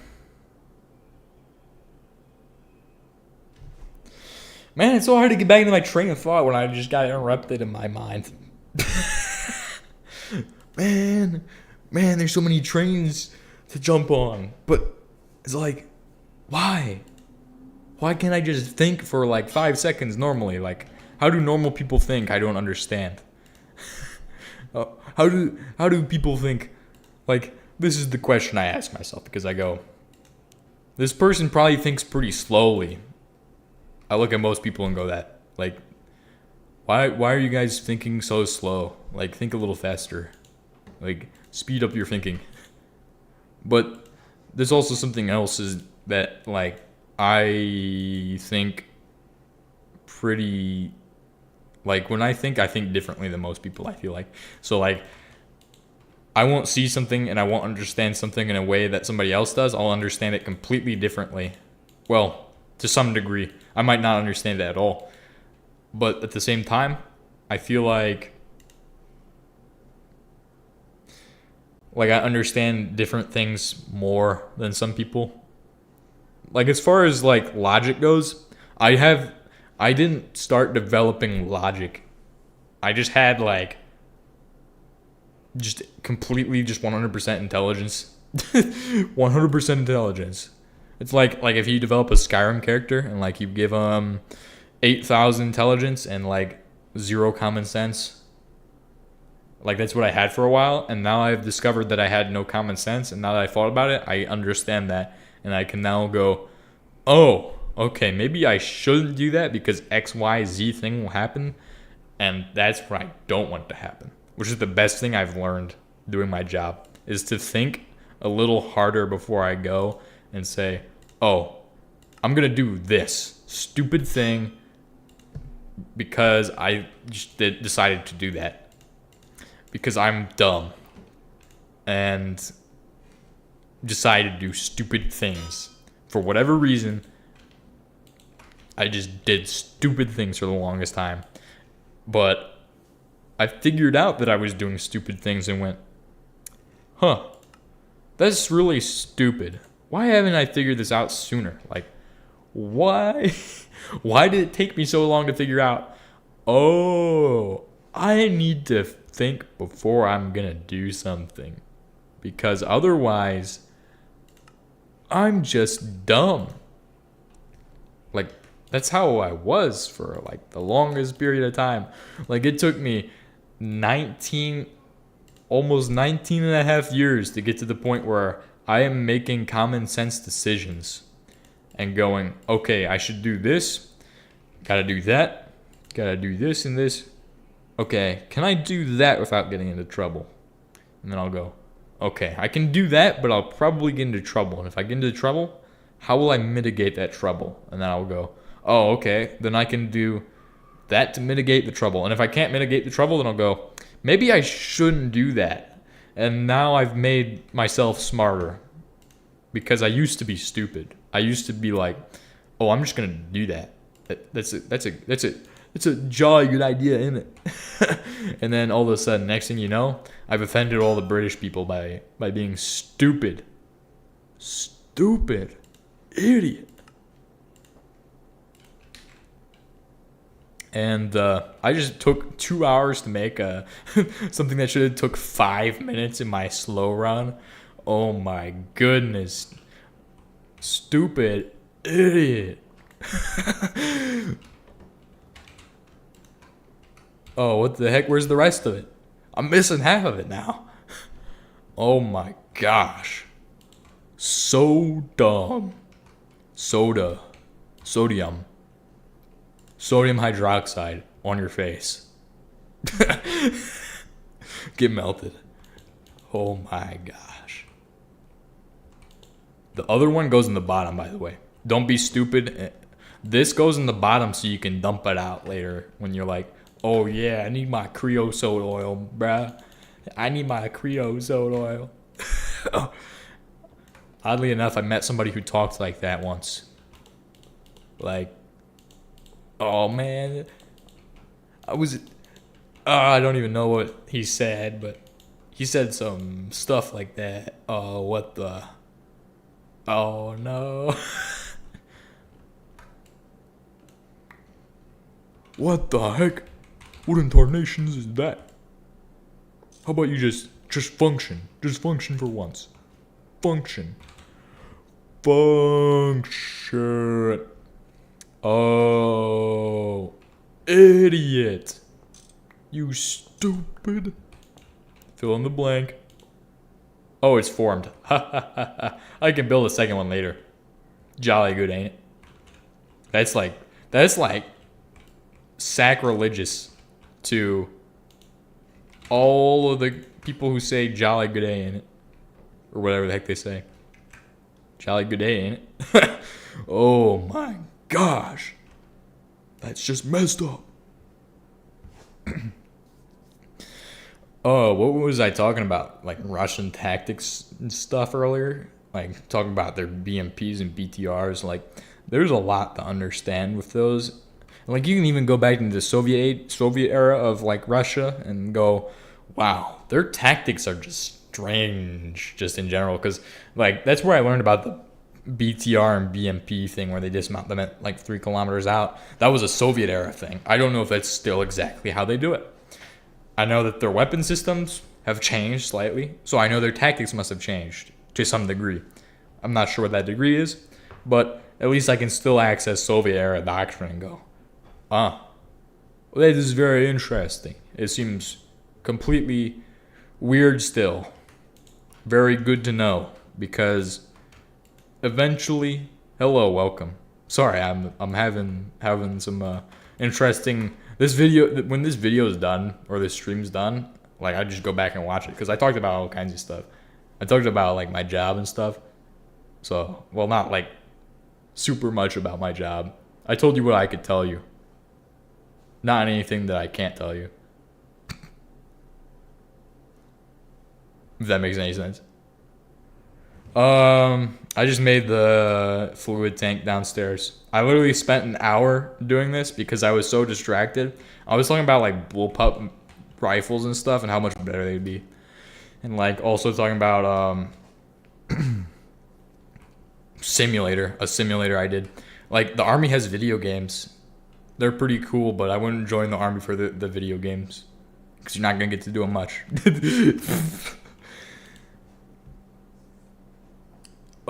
And the video games are like, I'd say it gives you the most adrenaline just to like, it's like playing Mario Party with your best friends, except it's not wholesome. It's like very lethal. It's like peanut butter and jelly. Can't knock it till you try it. Except you should probably knock it. Anyway, I need to make a coke oven hatch because I'm being stupid and getting distracted. I was talking about Russian vehicle tactics, which was my last thought. Let's go over those again and get back into that because obviously something awesome to talk about. Just because, like, we could see a war with them at any point in time. It's like the big thing that everybody's pushing is like, oh yeah, peer-to-peer threat, peer-to-peer threat.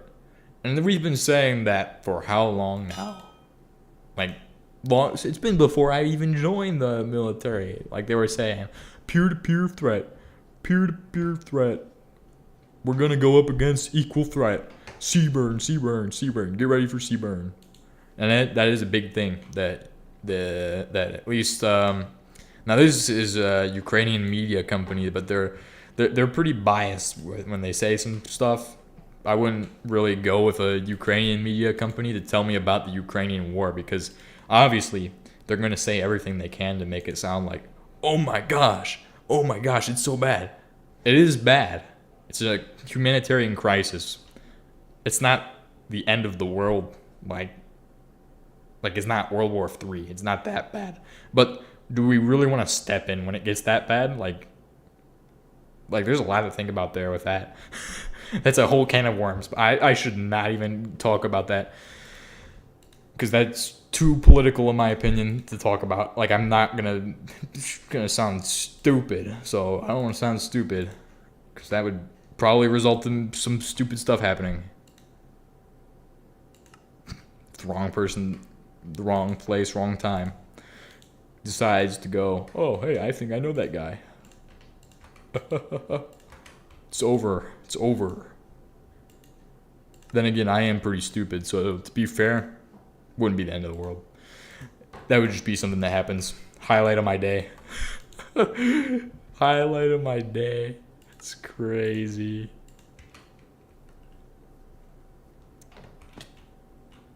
And after this, I'll be able to put the actual conveyor belt on the top once we get to that.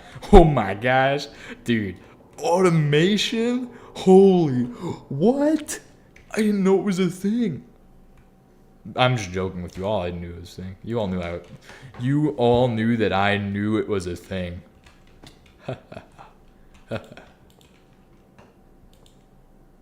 Hello.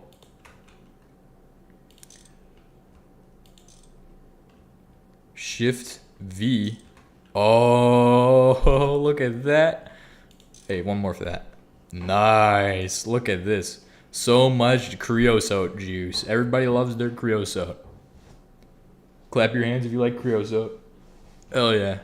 Hell yeah. I can hear all them hands clapping. Or is that? Oh.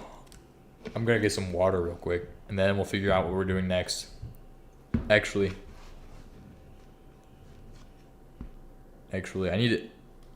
Oh, this is a weird position to balance a 2-quart canteen. I like to drink from a 2-quart canteen since I bought this 2-quart canteen with my own money. It was my best investment in my entire life. It made me so happy that day. Because that day, well, the next day I went camping. And the camping trip story is the best story of my entire life.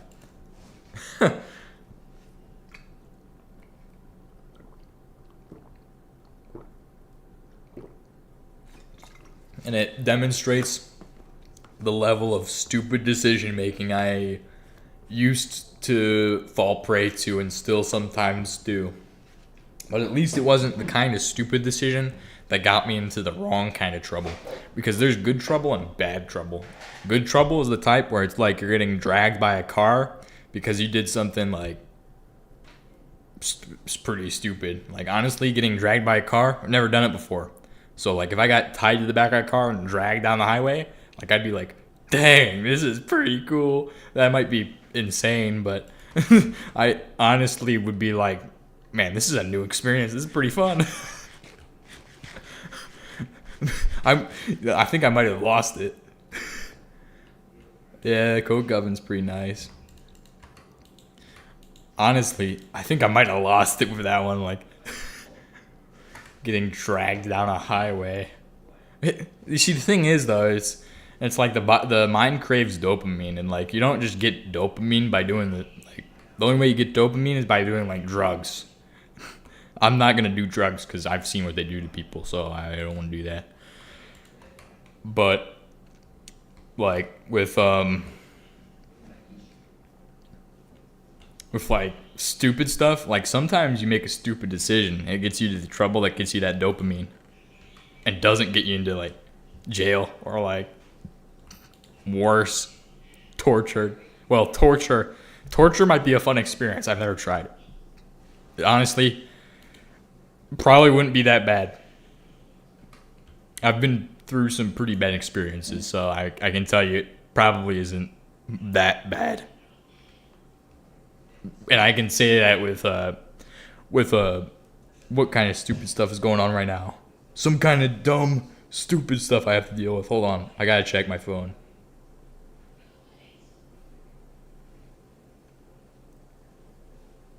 Oh, okay. They're just saying some dumb stuff that I don't need to worry about because it's not. It's like please. Actually, I can't even. I shouldn't say that. That would be bad. I'm just not gonna say that. Okay. Another example of premier decision making at its finest. I mean, it comes from plenty of things, but once you get that dopamine like rush a couple times, it's like it loses its effect, you know what I mean? Like if you like get dopamine from like a certain flavor of like beverage, like let's say you like drink a like I had like this weird milk today from like a gas station. And it was like, man, that stuff tasted good. It was so artificial. And I was like, dang, that was some really good flavor. But then the next thing, you know, it's like, it's gone. It's left. And then next thing you know, you have an addiction. or the next time you try it, it's not as good. And that's what dopamine just sucks. It just sucks. The only way to get really good dopamine is to go do stupid stuff that doesn't get you to jail. That's the way I like to do things, at least. Not going to jail. Because going to jail,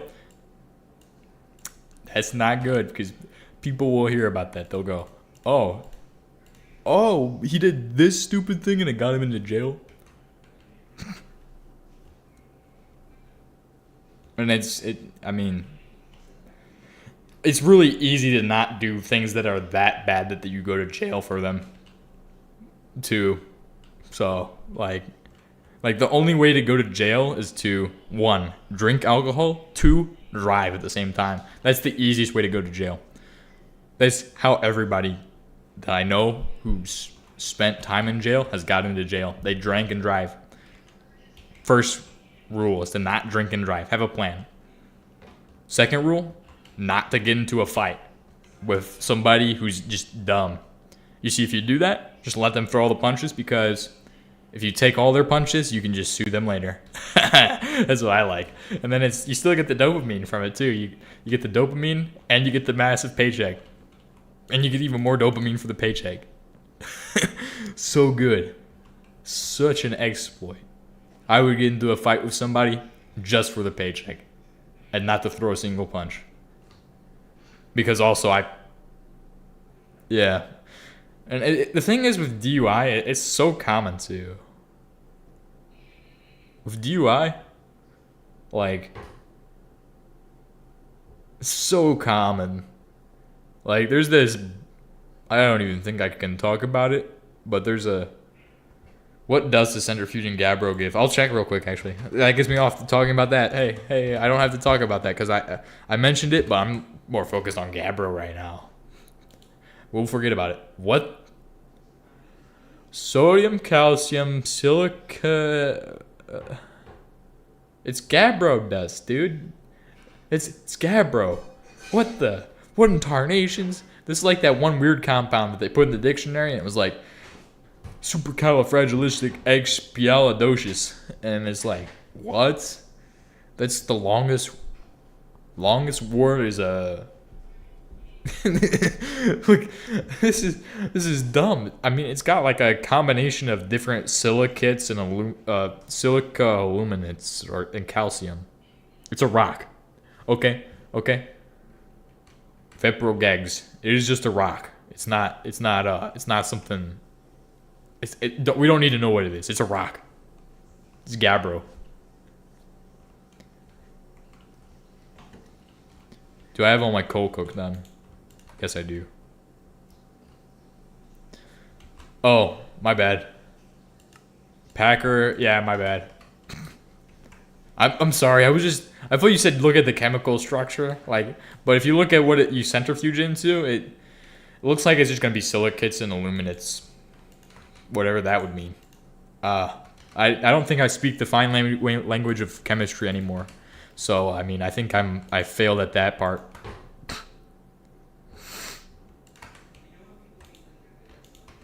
We're gonna cook that up. Chat, we're totally cooked. Chat. Yeah. Well, this one's made out of all the materials. Look at this. Look at this. Every single. This is like all of the rocks combined. You even got potassium in there. Okay, let's look at like marble, for example, or limestone. Okay, limestone doesn't have one. Let's just look at diorite. Oh, okay. Let's look at stone. Actually, let's look at dust. Or dust. Oh, really? You can get titanium out of stone? That's pretty cool. Oh, actually, I can't find the dust. Stone dust. Look at this. You have stone dust, limestone tailing dust. Limestone is just cows. Look at that. It's tiny. Rutile? Rutile is titanium oxide, so like might as well be. Might as well be titanium, okay? It's like saying rust isn't iron. Titanium dioxide is awesome. But that's not rutile. Titanium tetroxide, right? Is that what it is? Actually, I think it is rutile. Let me check. Titanium dioxide. Oh, okay. Yeah, I guess they put rutile in my shaving cream, which I don't have anymore because TSA confiscated that. So, illuminite.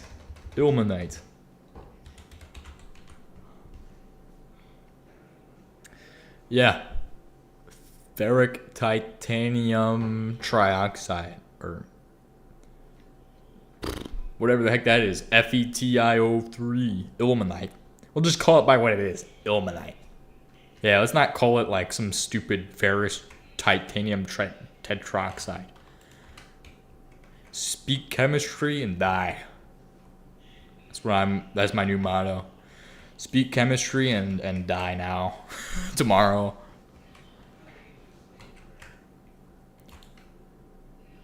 It's Jover.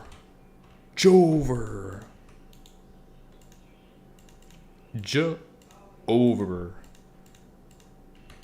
In the future, that's how they're gonna say it in English schools. They'll be like, "Alright, kids. How do you spell Jover?" They confiscated my shaving cream because I put it in the outside of the carry bag. Which you're not supposed to bring a pressurized can for TSA, but I brought so much other stuff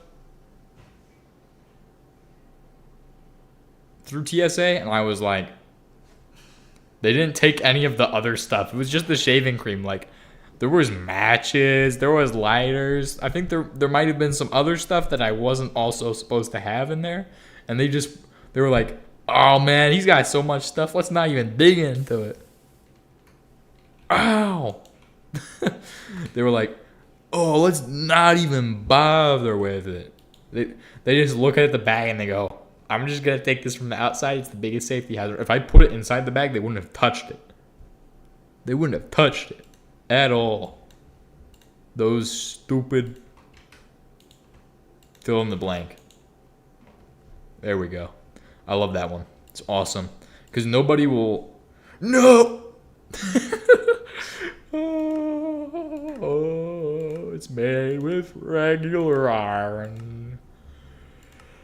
Oh my goodness, I am dumb.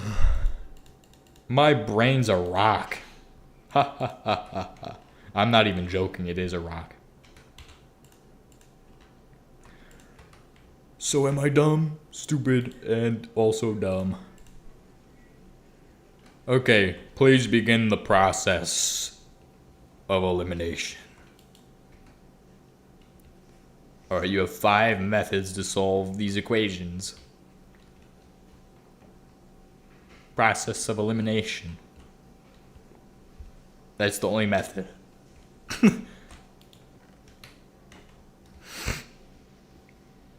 When I did algebra in school, for me, I did not understand really how to do the algebra. I just kind of went and said, I'm going to do this and this and this because that's what they said to do. And then it gave me the wrong answer every single time. And I was like, okay, whatever you say. I was not good at math, so like when it comes to math, it takes me like a little bit to figure out what I'm doing. I go, oh, okay, what do I need to do? I gotta do some long division. Oh yeah, everybody loves long division, but you see, long division, it's just gonna mess you up.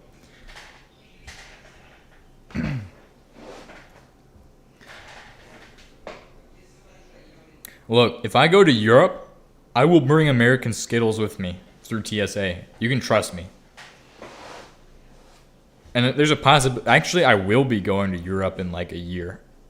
Hopefully. It's a strong hopefully on that one. I don't know if that's actually it is gonna happen, but I don't know if I will be going. I don't like the only thing that'd be limiting me is dental, and I'll have that taken care of by hopefully by that point.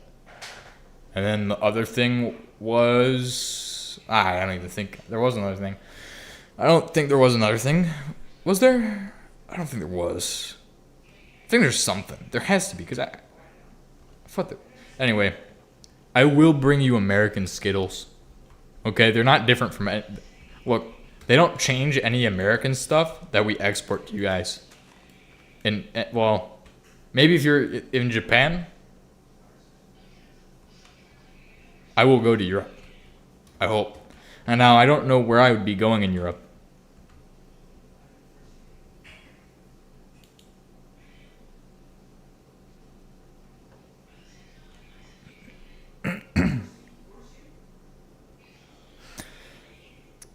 So, if I do go to Europe, I will be probably in Poland or Germany.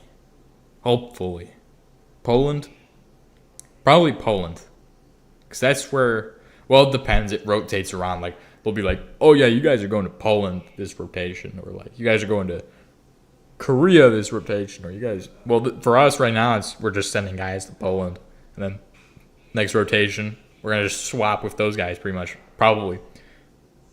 Poland or Latvia or Belarus or Romania. I think those 4 countries are potentially ones I could go to. Obviously Germany, so that's a 5th one. France, but I don't see us getting sent to France because it's not as close to where all of the fun stuff in Eastern Europe is, because they're like, the military is always focused on Russia. Big country. That's really dangerous. I don't know exactly. Like, I feel like with the regulations in different countries, they might change the recipe to a slight extent, but for the most part, I feel like they don't. Yeah, the Baltics. That's Romania, right? Like Romania, Czechoslovakia, like countries like that are in the Baltics. Greece, probably. Like, honestly, I'm excited to go to those places, but it's going to just be a training exercise for me. It's not like I'm going to be like vlog. No, I won't do that. There's no way. That's a distraction. It's useless. Maybe I would record my time just going around there. It could be cool. I'd get a free vacation to Europe to do work. Oh, they don't have corn syrup in Australia. Are they bet? I need to try Australian Pepsi and Coke then. I reckon they don't taste as bad there. Because I've had them here and it's just like, why is this so sweet in the wrong way? It was just like a thick liquid. Like, why? Why? It could be so natural, and but then it's like motor oil. It's like carbonated motor oil. It's like, why? I had aloe vera juice once, and that was pretty good. Like, I'll bring you guys Skittles. Cane sugar, that's awesome. There is cane sugar sodas. It's there's a blue one. It's a cream soda, but they colored it blue. They put blue. They probably put like blue 40 in it, honestly. Blue 40. Blue 32. Blue 32. What was I doing that I've lost track of what I was doing again? I need to make a Coke oven, so let's go ahead and do that. Let's get that train rolling. Oh, let's get the ball rolling. Oh, I need to make iron. Oh, I'm in the military, so that's my job. You can just go back to the start of the stream, and then you'll just hear me talking about what I did today.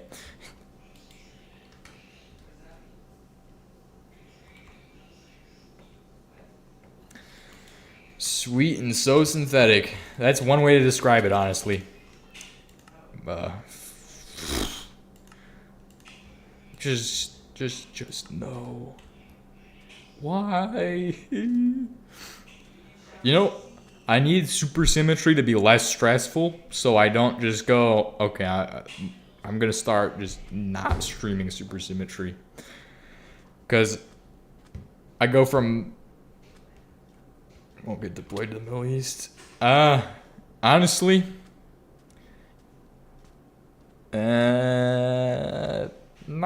it wouldn't, no. I mean, like, for me, like, if I got deployed to some place for war, I'd be like, okay, yes.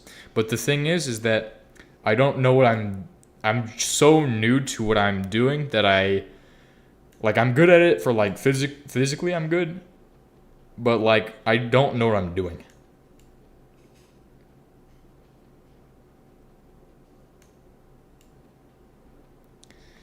I'm sure there will be a conflict eventually, though. Like, I think the next conflict is going to be if the United States is involved in a big conflict, or, like, a conflict, it's going to probably be big.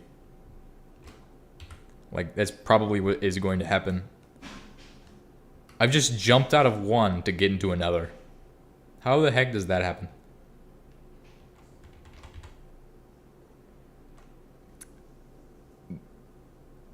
But, no, they're sending guys to Poland or whatever, which is pretty cool. I already have a Romanian coin. I just found that in my room and I was like, oh, sweet. That's pretty cool. 10, whatever the heck it is. It's got 10 and it says Bani on it, or Bani, or however the heck they call that.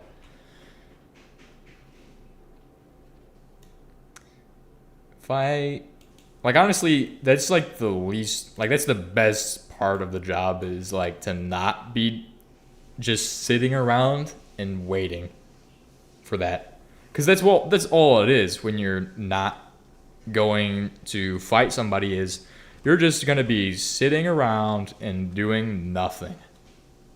Like, going out and fighting, I admit, I would probably not know what I'm doing that well, but you get a lot more experience by shooting at actual targets that are obviously living. Like, it's like the simulator, except also just real.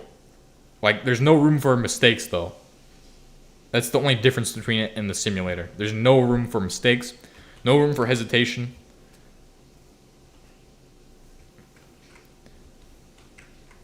Like, I don't know what is worse or what is better. Somebody who hesitates and then loses all of the people around them and themselves, or somebody who doesn't hesitate and then accidentally commits a war crime. Like, I don't know which one is worse, because obviously both are pretty bad.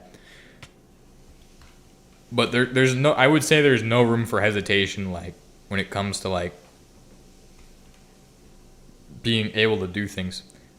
Obviously, more practice will make a person better at war. It's like,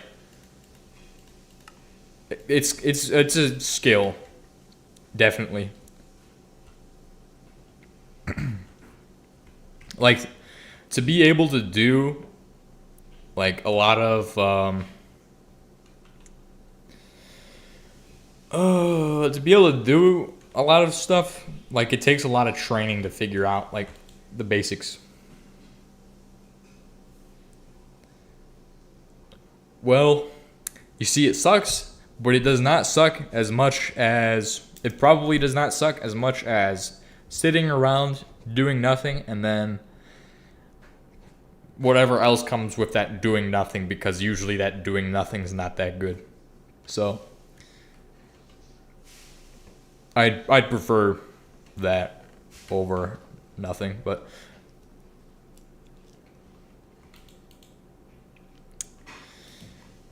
a Poland deployment would be nice. Going to Europe, that'd be nice.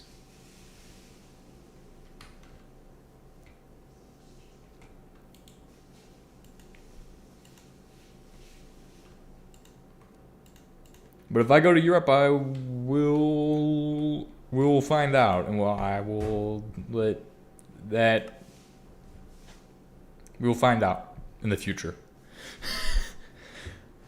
Obviously, some things should not be said. Some things can be said. Some things can't. So, if I am going, I might not even tell you all. I might just be like, after the fact, oh, hey guys, I went to Europe. Oh, and the other nice thing I've heard about is being able to, like, if you have leave, just go around Europe. It sounds awesome. Except I'm sure there's stipulations with that, which are probably very stupid. And in my opinion, it's like the stupid stipulations that go with things that are the most annoying kind of stipulations. Like, well, actually, stipulations in general are just annoying. There's no good stipulations. It's all bad and annoying. Let's make that 1, 2, 3, 4. Then make exactly 1, 2, 3, 4, 5 of these. And then I need to drink water.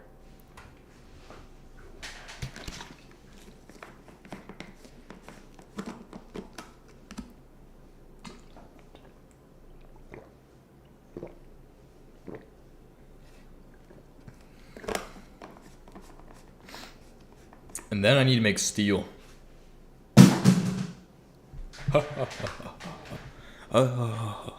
Steel. Steve. I haven't even watched the Minecraft movie yet, guys. I'm gonna have to admit that right now. I will have to admit that right now. I didn't watch the Minecraft movie because I just didn't. XDDD.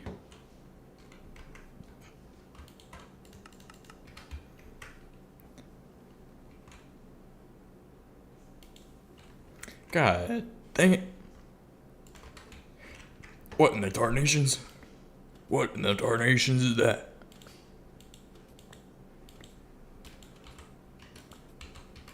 Okay. Okay. 64. That's perfect. Put the 64 in the coke oven. Bang.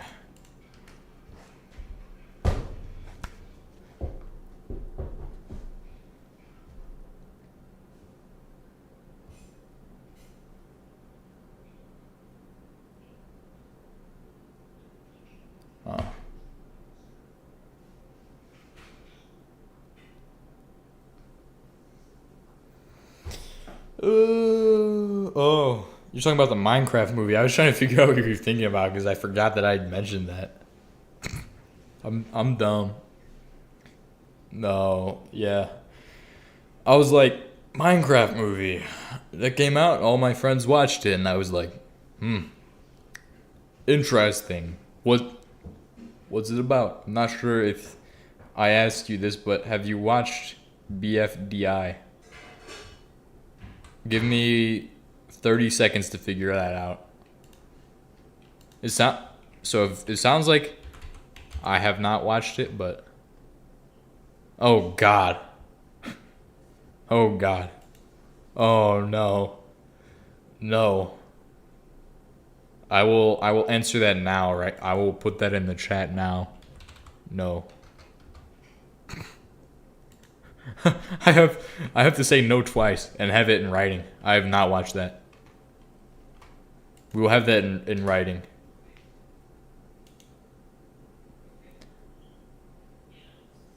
You see, that's like getting punched in the face 80 times. That's 80 face punches right there. And nobody wants to do face punches. They all want low blows.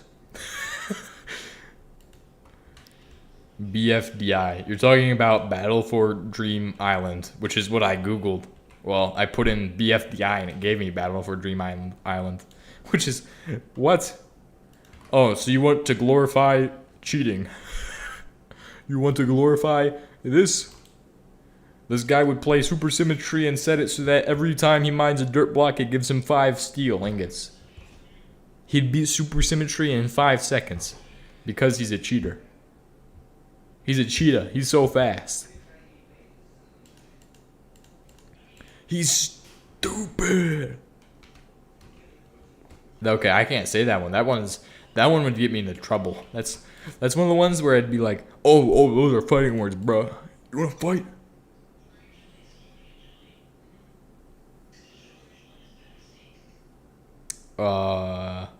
Ich spreche kein Deutsch. Ha ha ha. Yes, I don't speak German at all. Take that. You weren't expecting that one, were you?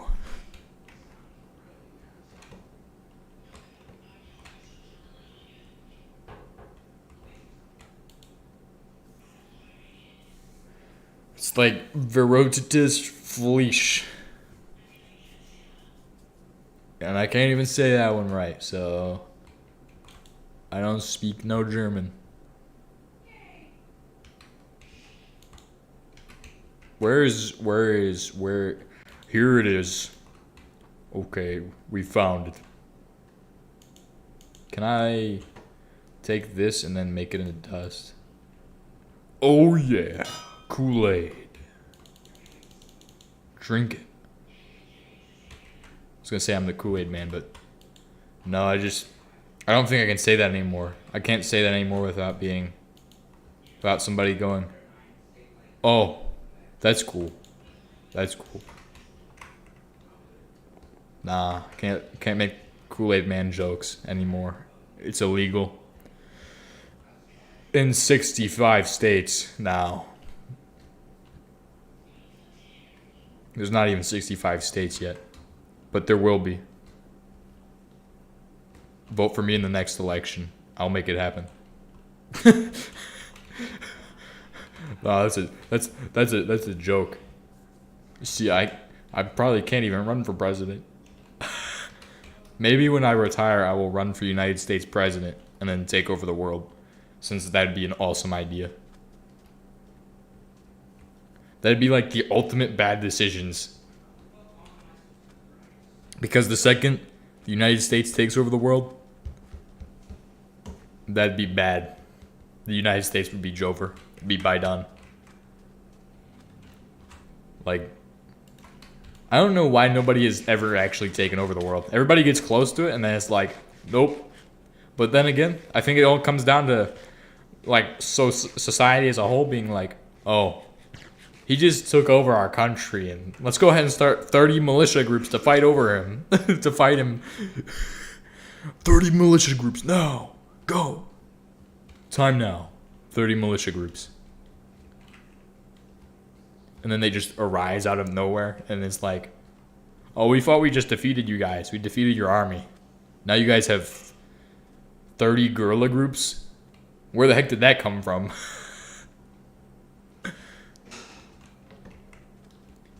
Your standing army's gone, but your civilians are still there. And they have brains. Unless like the most optimal way to take over the world is to first brainwash people first. Now that sounds pretty whack, but honestly, you gotta think whack to get whack results, because you don't take over the world from just going, oh, yeah, let's just go invade everywhere. Like, if you just invaded every single country, it would take you too long, and you'd get defeated before you could complete your mission. Versus, if you do a psychological warfare, where you go ahead and demoralize and humiliate and turn those people onto your side and stuff, and like turn them against each other and things, and use that to your advantage, then that will win you the entire world. But that sounds a lot too realistic, like that's actually happening in the real world. I think that sounds very familiar to the United States, actually, now that I think about it. Because actually every single country almost, well, quite a few countries, where they have political parties in them, and they all are turned against each other. It's like, that is how you take over the world, is having everybody turned against each other, and then you just steamroll everybody. Now, who's going to do the steamrolling? I don't know. Who's in charge of turning everybody against each other? I also don't know. But that seems like a recipe for not good things to happen. At least that's my take on the current state of the world. As far as I'm aware, there's a lot of political unrest out there. A lot of issues with political unrests. At least in the United States, at least. Like in the United States, there's like 500 political issues, and then there's also 500 groups of people for each political issue in there. And it's like, what? Man, that's a lot of confusingness going on. A lot of people are turned against each other. Like, and that is an interesting problem. It's like, in my opinion, if people turn against each other, it's like, it's bad, very bad, because it makes it easier for somebody who's smart to just steamroll. Somebody who's smart and powerful, like, well, somebody who is formally smart and formally powerful can't do that.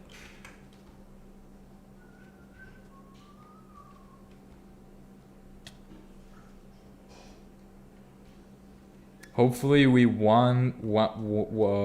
hopefully we wound up recreating in the memes is short for I have no mouth and I must scream.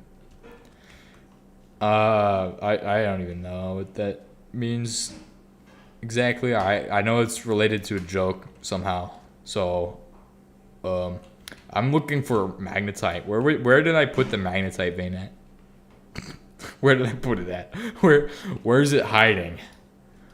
Where am I gonna find my magnetite at? Because I just can't focus tonight. I just can't. Oh yeah, today is day 3 of me not being on energy drinks, so like, I actually feel really good now. By the way, because I was drinking energy drinks like 1 a day, and then I was like, man, I feel so bad. I feel mentally bad. I just can't drink energy drinks anymore because it's in your head. It's in your head.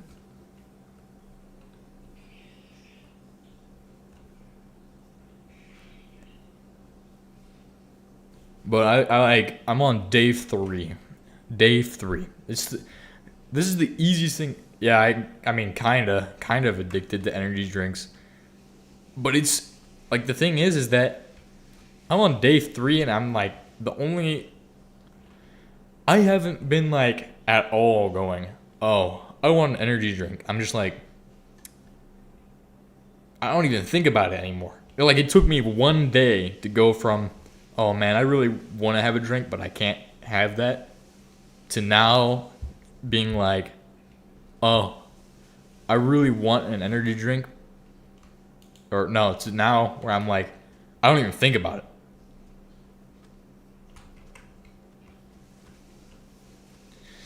Yeah, it's honestly just did it because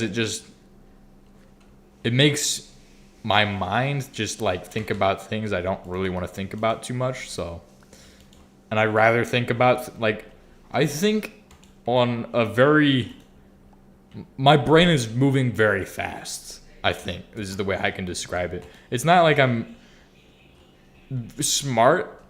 Like obviously I have a high level of intelligence, but like to some degree it's that my brain is smart and fast at being smart, which is like, is kind of confusing for people that I meet because they go, huh, he's weird. He's weird. And then people do not understand the background there. Like obviously people will never understand that because even if I told them, they'd be like, oh, that's interesting. That's really, nah, that's not true. You're not smart. Like they just shake it off because I outwardly appear stupid by how smart I am. But then again, it's not that I'm smart at everything. I'm not smart at the stuff.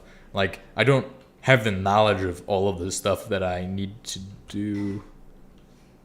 Like obviously, I'm just getting the knowledge. Energy drinks are like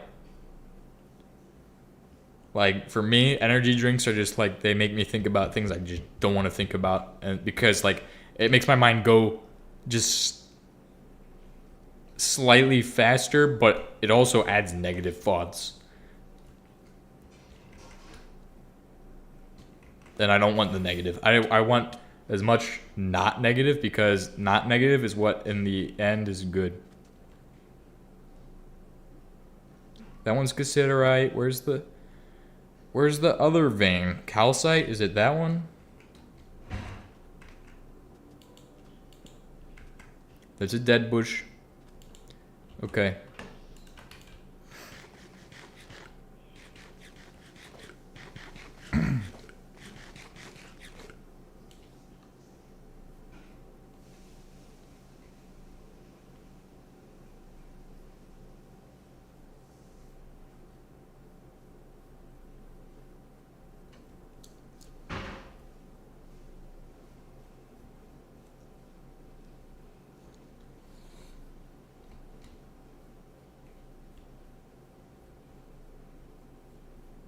Calcite.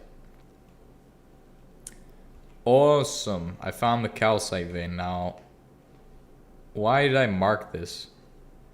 Is this just a hole in the ground or something? It probably is. Where did I put... Oh, I'm in a hole. I gotta go pee real quick too. Actually, yeah. I gotta go do that. Like, now. Well, I'll be back in 30 seconds. 30 seconds.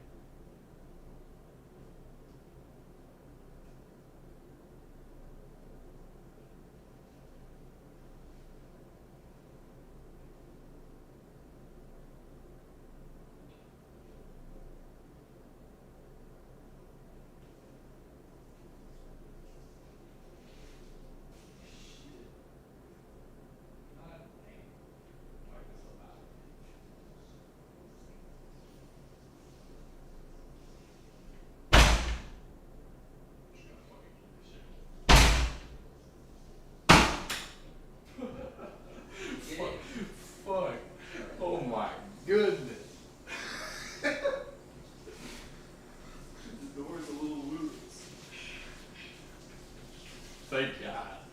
That's kind of. Where did I put it? Where? I'm stupid. It was in my pocket. It was in the wrong pocket. Even though it also should have been in the correct item. I'm not. That's failure right there. That's failure. Now you all are probably wondering why it took more than 30 seconds. I won't answer that question because that's self-incrimination. So, and to be honest, we just passed through the night, and I still can't find where the heck the magnetite is. So,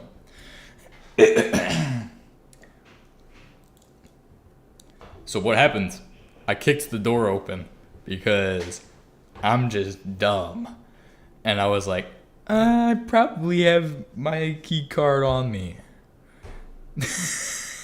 No, that was. It was in the wrong spot at least. Yeah. It was in the wrong spot. It's not that I didn't have it on me. Okay, I could get in trouble for not having it on me. That's. See, every time I exit the door, I always have my key card.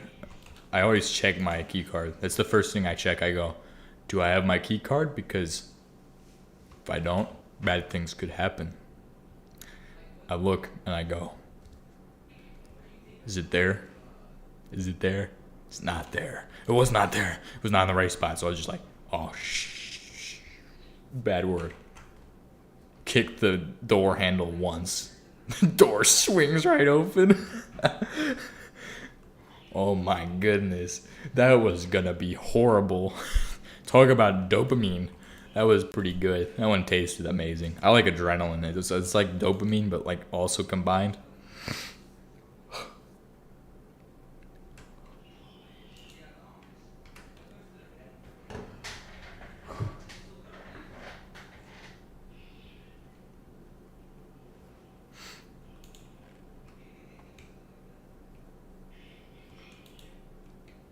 That could have ended badly, guys.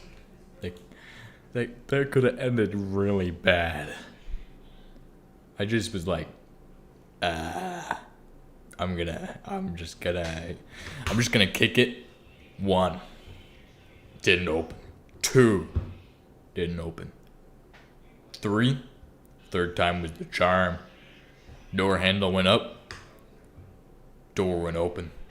And I look and I go, Jesus, thank you. Thank you for helping me, Lord. Nah. Is it possible to centrifuge quicksand? I hope so. Quicksand is quite useless and annoying. No, it's actually not. It's not useful at all. It's so useless now. OMG.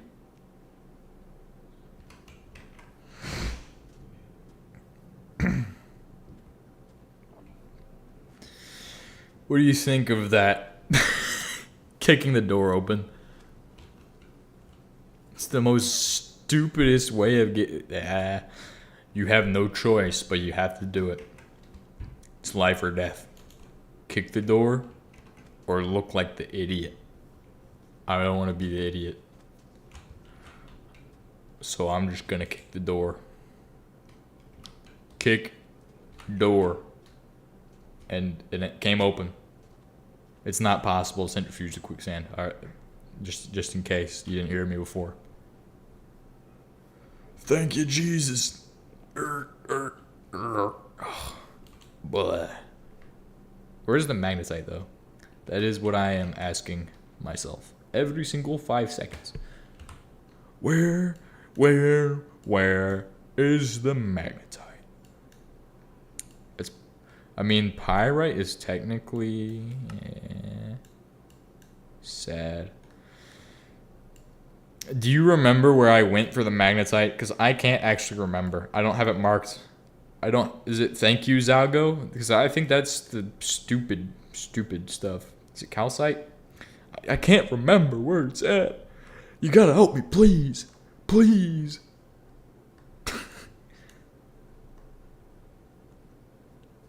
Could be at pyrite. Pyrogyrite. That could be the next song. We'll call it Pyrite, Pyrogyrite. It rhymes. Or sounds good. It sounds good. If the lyrics have to involve those. I have a mind for it. I just don't remember where it's at. I had it marked. Well, I didn't mark it. That's me being stupid. Or I marked it and it's not what it is. That's not what it is. It's not pyrite. It's not pyrogyrite. It's freaking magnetite. Being stupidly elusive. Hiding in a dark place where I don't know where. I think it might just be like over here in the mountain. So we'll give this a shot because I think Herobrine lives near it. Herobrine.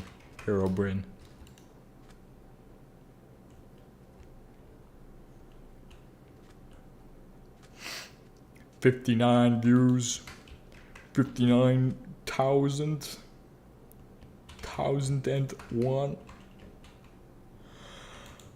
Oh, it's not here, but I think it is close by.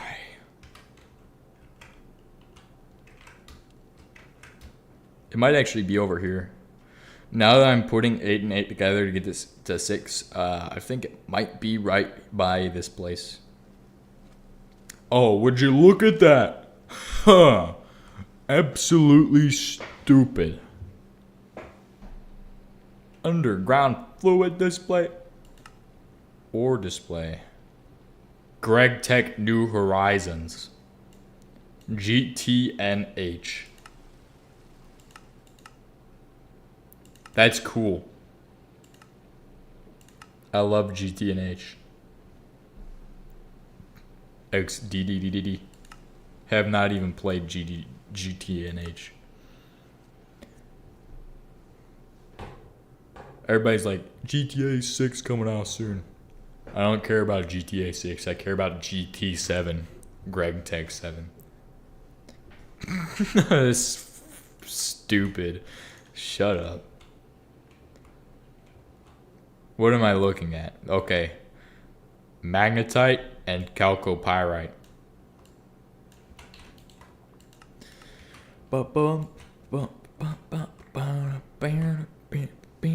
Does anybody have any questions for me about anything?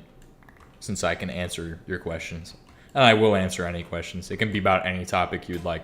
I will answer the question in some kind of level of detail. So you can go ahead and ask away if you have a question. If not, that's also cool.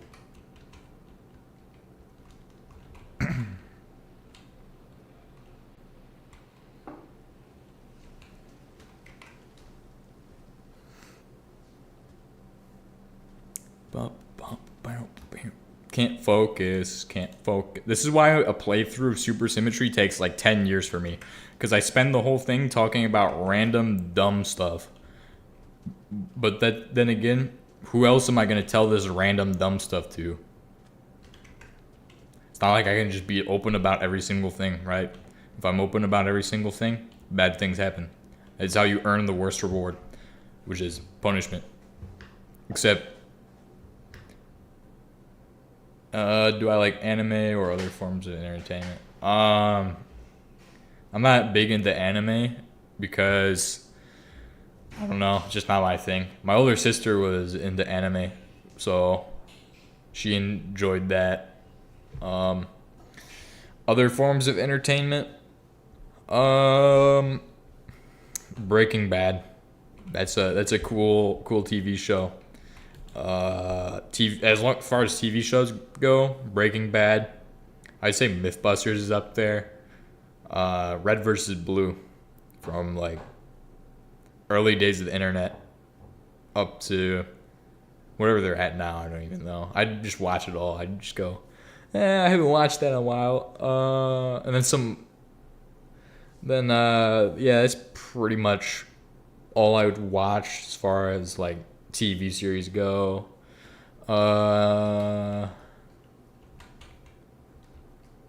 Movies. When I watch a movie, it's because I usually would see like, oh, that's a weird video on YouTube, and I'd go, or weird short on YouTube, and I go, where is that from? And I'd find the movie, and I'd go, okay, I'm gonna watch that for free now. I'm gonna commit piracy.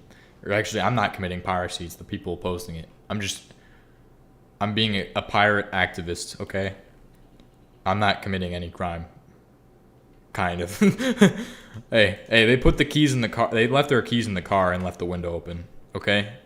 Well, I mean, by putting it out there, they kind of did that. So, like, that's an interesting subject. That's interesting that we're talking about this. Piracy.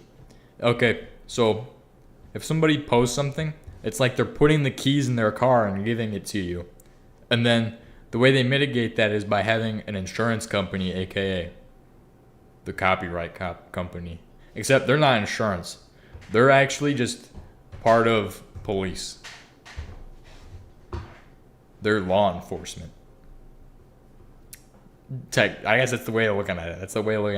They're going to hunt you down if you steal somebody else's car that they put the keys in for you. They were like, put the keys in, put the window down, all the way down. And then they're like, all right, here's the car. This is our movie. Now go ahead and watch it, but don't do anything with it, okay? And the next thing you know, you're driving their car. And the cops are chasing you. Except by driving, it's just you stole it. Except that's not what I do. I just am getting a ride in the car that the guy took, basically. Is the way of putting it. We go with the car analogy. That's really interesting though.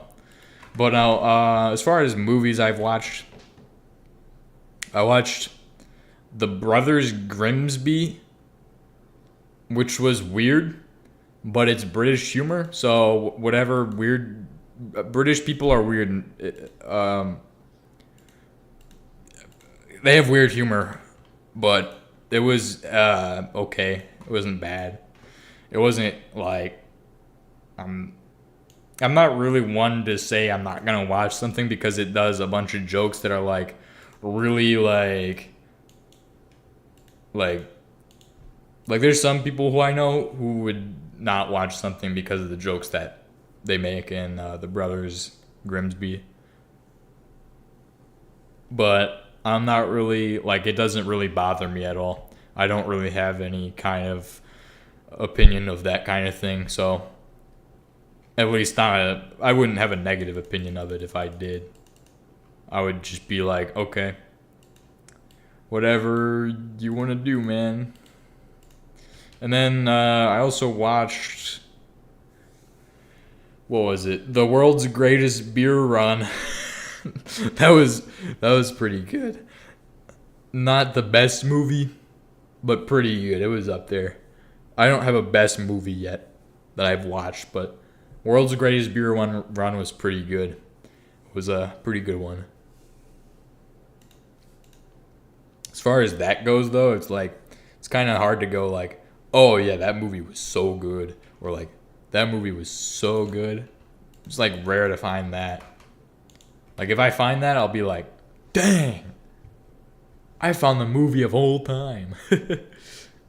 Never happening. It's not happening ever.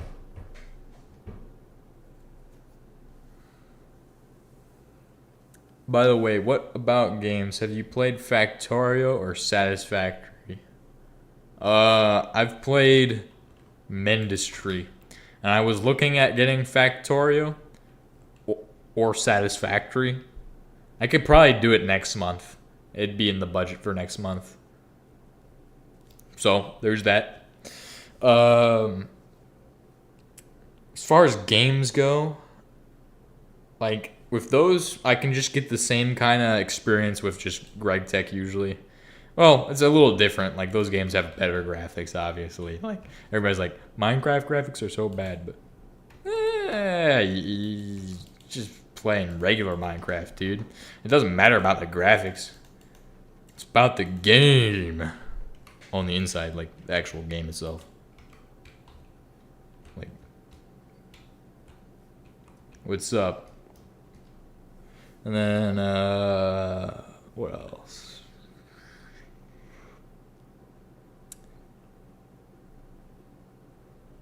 something else. Oh, yeah, I play a lot of military games, obviously. I got Arma 3 because that is what my friend plays. He played that, and then he used to play that. And then now I've asked him if he wants to play it. And a couple months ago, he said he'd be getting back into it in June. So I'll have to get back to him, and I'll be like, hey, man, you want to play this? I'm able to play this. I'm able to play Arma 3. I don't know what this Armor Forger is about, but it sounds like a lie to me. It sounds like some fake news. Fake news, yeah. Fake news. Factory is pretty unique and different from GT. It has trains and all beautiful aesthetics also. There's this one guy I called Doshington, and I watched his videos about it. Pretty amazing. What am I doing with this iron? What am I doing with this? I need a lot of iron, so I need to make that kind of happen. Like now. Time now. Execute. I played Door Kickers 1 and 2. And I played through them a lot. I also got Sprocket, which is a tank building game. Which I can't wait to get back into that on this device. Because the second I start playing that or on this device, I'll be able to like go, okay, I'm going to make the tank have a custom gun that has an autoloader and everything. Because you can't actually have autoloaders in that game yet. But like, as far as physics go, tanks are actually crazy for physics. I love that. That game is awesome because it does a good job at going, oh yeah, this is just a flat plane. It's gonna be like 2,000 inches of armor. So like, that's how I build my tanks. Just make them a flat plane, so it's 2,000 inches thick of armor because they can't see the actual. The slope is non-existent because it's so long. 2,000 inches of armor right there. Honestly, if there was a game I could get, it'd be one of those. It'd be a simulator, like the one I was talking about earlier in the stream. At like the start of the stream, I was talking about that simulator stuff. I'd get that, and I'd be playing it all the time. I'd be doing like, I don't know, rifle quals, just doing rifle quals at like all of the time, constantly. That'd be awesome. And then, what else would I want to get Bannerlord 2. That's one of the things I want to get. Like, if I get any game this month, it might be Bannerlords 2. Bannerlords 2, and then there was another game, but that was just because I don't even know. Bannerlords 2, honestly. This way out. That's the thing I want to get. Bannerlords 2. Oh, but I got a lot of stuff to do. See, the great thing is that I'm always gonna have the weekends to just not do anything, unless something really bad happens, and then I'm just ruined. It's game over. Game over if I don't have the weekends.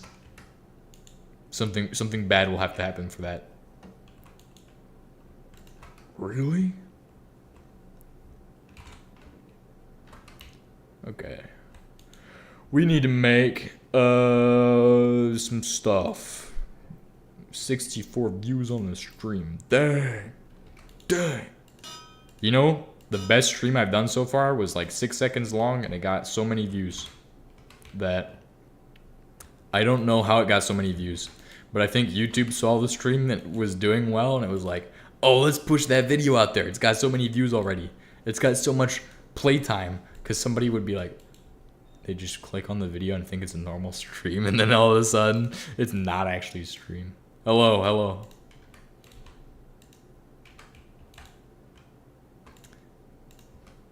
I'm gonna just make all of this into this. LBB gang. What's that? Large.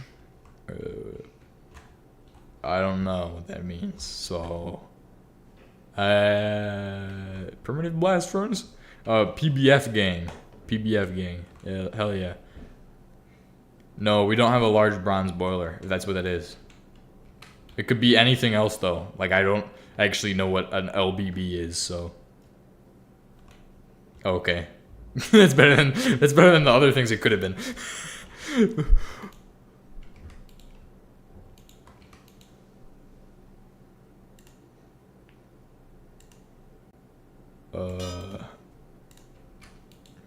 I think I just had the wrong mindset. My wrong mindset. Heat exchanger is a million times better. Yeah. Yeah, the heat exchanger, all the way. All the way.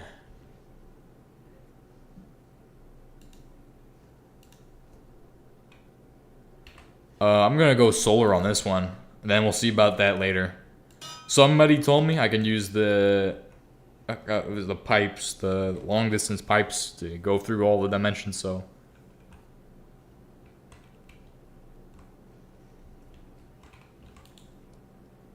Also took like a few stacks, took a stack of coal every few seconds. Yeah, it was pretty bad. Could have been worse. Takes your entire base of coal in 10 seconds. 2 veins of coal later.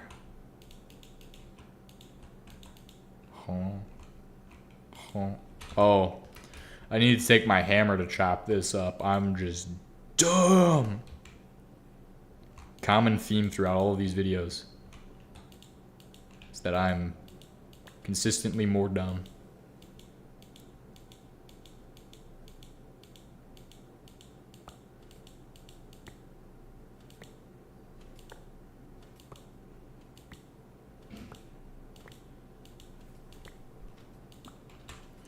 Alright, let's get started. Let's cook up all of this. I'll be just looking at my phone real quick to check on the dumb stuff we'll have to do tomorrow.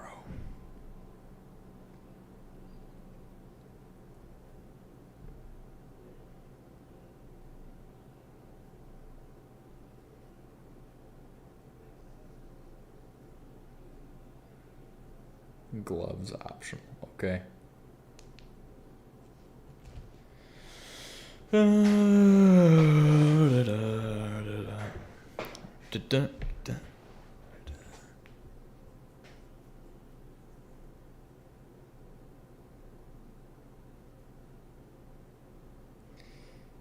Does it feel weird that Sussy has no music? I don't listen to the music ever, actually. When I play Minecraft, I just have the music turned off most of the time.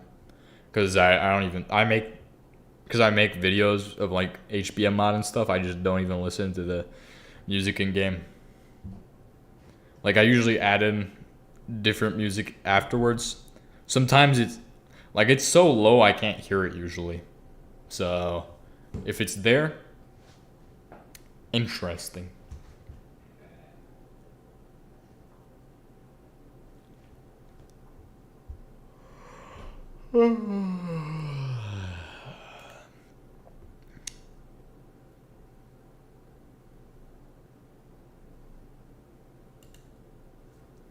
I don't think it does. I don't think it plays any music.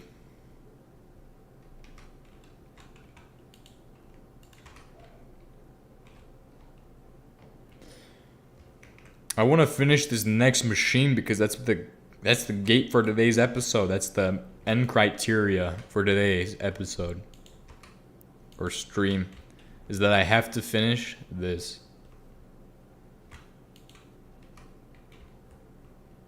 We're getting there though, like, we just got a little bit of work to do on this machine.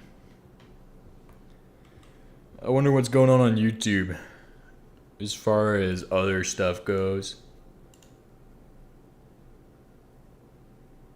Like videos. Because I know the 6-second stream that I did on accident is actually just like, for some reason it went, just exploded.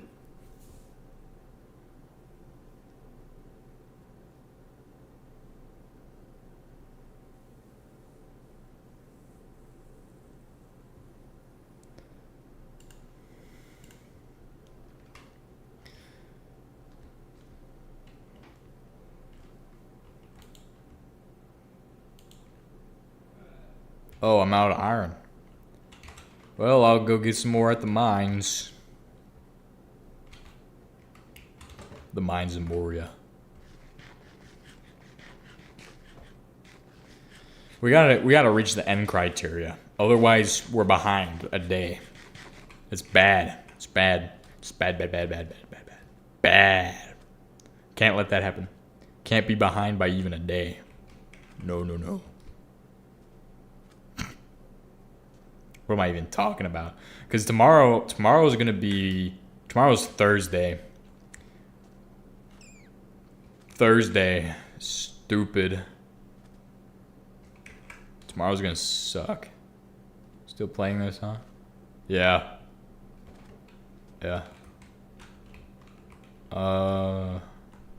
Why? Why do you say that? Is there something wrong with Supersymmetry? Is there something wrong with still playing this?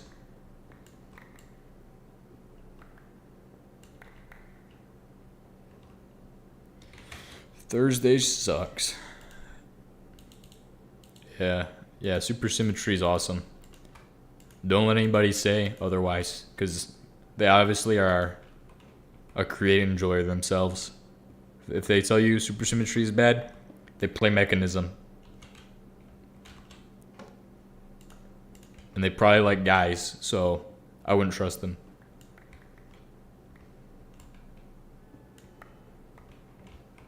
Well, you thought I'd be done? I mean, that does go with does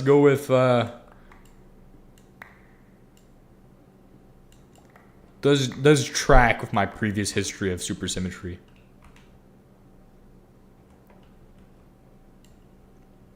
If only it were complete. It's gonna take like 10 years to complete Supersymmetry. To like actually make the entire mod pack. That's what they said. It's gonna take like an eternity. Like, Zalgo's gonna be making it for so long that they're gonna have to eventually he's gonna have to pass it down to his son to keep working on it, and then and then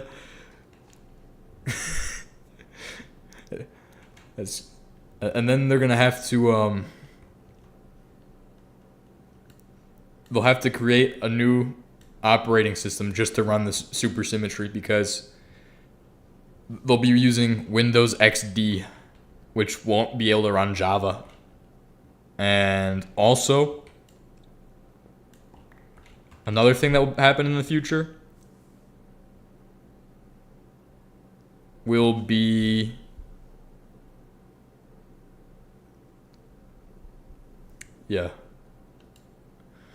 But another thing that's going to happen in the future is obviously that eventually Minecraft 1.112 will be so old that it won't run anymore. So they're going to have to get it to the point where it can run again.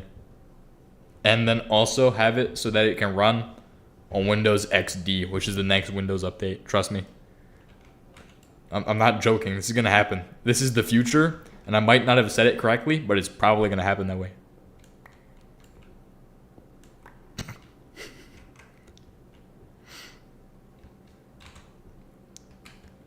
Some would call me a prophet, but I'm just stupid, so I wouldn't say that.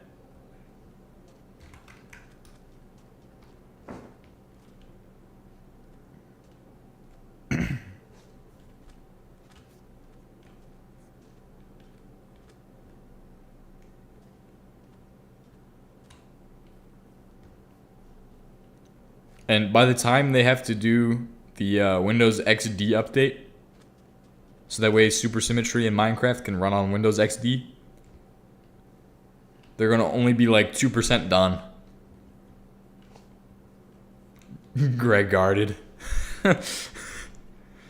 Yeah, that's accurate. What is your food game plan? No, don't. Don't. That's the answer to that. Genuinely, nope. Tomato munching, or are you gonna legit make some legit snacks? Nope. None of the above. We're gonna keep eating rotten flesh, dude. Chowing down, man.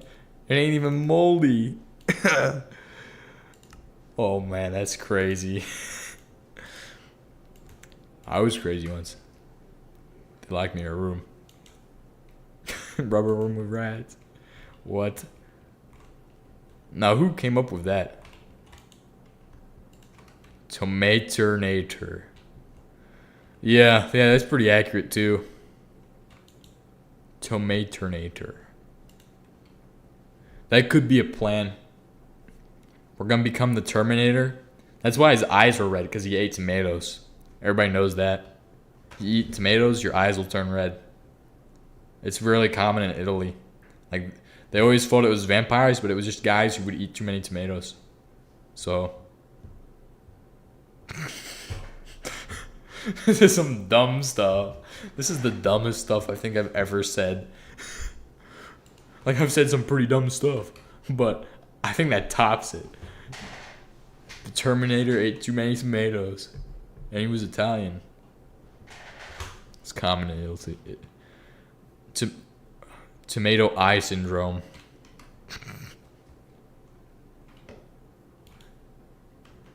Do they have spaghetti? Mom's spaghetti. Spaghetti. Raw spaghetti. It's real. Is it snappable? Spaghetti.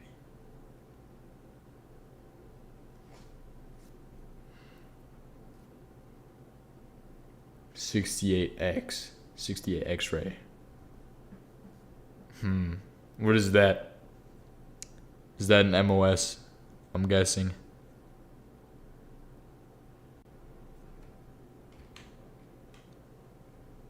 I have the answer to defeat Zalgo in Supersymmetry. If you all want to hear it, it's called, we're going to make the machines to make this. Okay, ready? We're going to make a mixer. We're going to make a centrifuge. We're going to centrifuge flour in the mixer, and then we're going to mix the flour with eggs to make pasta dough, right? Ah, okay, that makes sense. And then what we're going to do is take the pasta dough, make raw spaghetti. Now, this is where things get interesting. Take it in the furnace. You can take it to the cuisine assembler. And then we're going to... Actually, no, you're not even going to take it to the furnace. You're going to take the raw spaghetti, and you're going to dry it out in the cuisine assembler. In the chemical bath. You're going to dry out the spaghetti. You're going to dry out the spaghetti in a furnace. Now, here's what happens next. Ignore this step. We're going to just macerate this spaghetti. We're going to crush the souls of every Italian in 5 seconds. We're not even going to eat it. We're just going to make it to macerate it back into flour. Egg flour. Pasta flour. Hey man, could you be a real G in pasta flour? Nobody's gonna laugh at that one. That one's too dumb to be laughed at. If anybody finds that funny, just know you might be dumb. LMAO. I'm not funny. Holy Jesus. We're almost 3 hours in.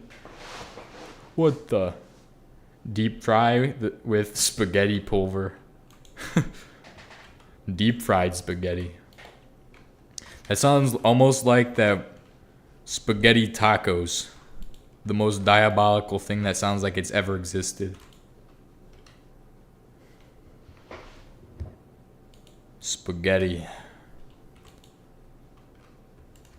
Spaghettisburg. The worst battle of the Civil War. Automate the heart of the smongus. That's what's gonna happen, I hope. Oh, actually, I'm stupid, so it's not. 1, 2, 3, 4, 5, 6, 7, 8, 9, 10. 1, 2, 3, 4, 5, 6, 7, 8, 9, 10. 1, 2, 3, 4, 5, 6, 7, 8, 9, 10. Yeah. Wait, that'd be 30. No, I put in 27, not 30. How the heck do you do that math? It's almost like when I had to... Man. Math, I'm bad at it. Common sense, bad at it. I sure do know a lot of stuff, though. Not sure how that happens. It's like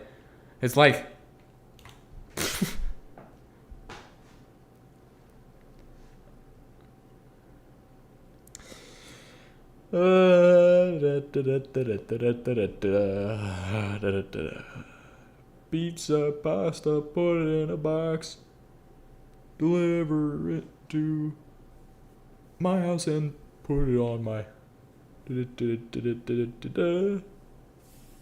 Yeah, yeah. Uncommon sense. It's rare sense. Rare sense. I usually don't think before I do. I do before I think. If it's not obvious. If it's not obvious.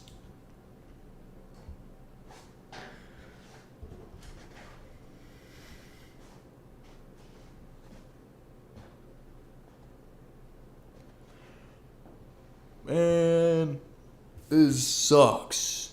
This sucks.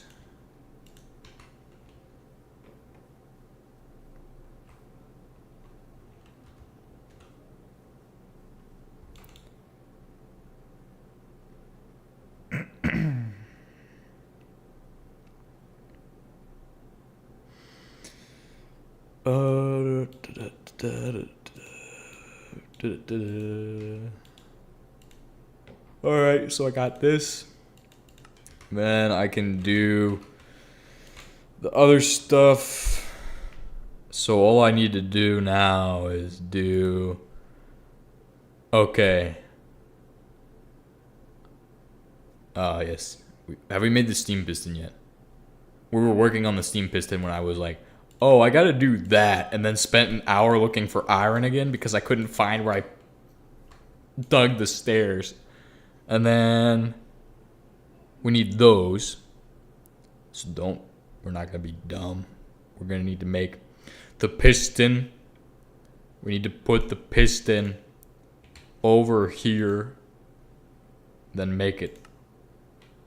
Oh. Oh. Oh no. Oh no. Oh no. Oh no. There we go. Then finally, I gotta stop saying because it sounds bad.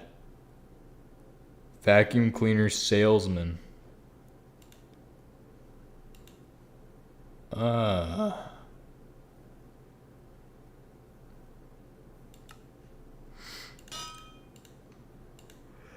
What, like the one from Saul Goodman?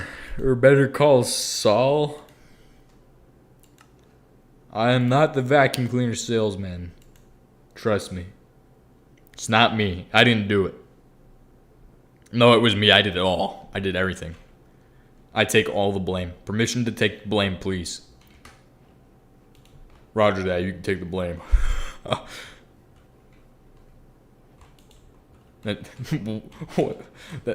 That's one of the dumbest experiences in my entire life. They were asking who is drinking, and they did that until like 1 a.m. in the morning, and then they were like, okay, you all just go back to bed. But they were like, so who is drinking? For like from 22 to like, what was it, like 1:01 in the morning, and then they had us doing push-ups for like the first 3 hours of that and stuff, like doing whatever dumb stuff they wanted us to do, because they were really mad about somebody having been drinking, which probably A, either didn't happen, or B, happened, and then nobody said anything about it. Literally, it was so stupid. Oh,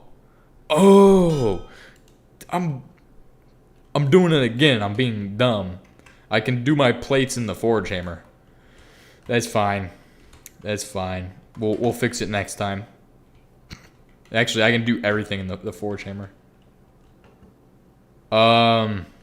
That was not an AIT. That was so I was at a so I didn't make it through a selection, and I was in that place, which I'm not gonna talk about which selection it was. Just honestly, I don't really feel like sharing that kind of information about that. So, or I don't know if I can share that information. So, but yeah, those guys were like, eh. That was really interesting. They had us up until like 1 a.m. Just the thing is that like, yeah,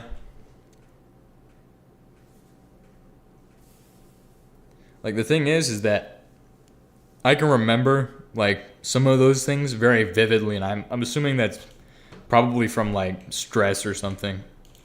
Like I can remember either it's from stress or that I've told those stories a bunch of times because I like to tell some of those stories because it's kind of just there's not really a moral to the story. It's just kind of like it's kind of just fun for me, I guess. I don't know. It's just like to tell those stories. Nice. I guess maybe it comes down to I like to relive the experience, but like, I mean, I kind of do. Anytime I tell the story, it's like, man, I'm back there again, but at the same time, not really. Like I'm here. It's hard to explain. AIT wasn't even that bad. Like I went to OSUT obviously because I don't. Or I went to like combat MOS, so I went to OSUT. From there, I got kind of the OSUT I had was kind of harder than I think most people's OSUT because I think they're going down to a shorter cycle again, down to like 16 weeks. They had it at like 22 weeks, and it was just a waste. Ranger selection. Who are you and how do you know that?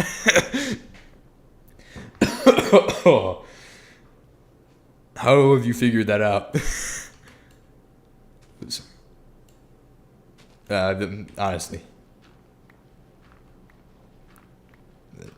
it doesn't surprise me that somebody would know that.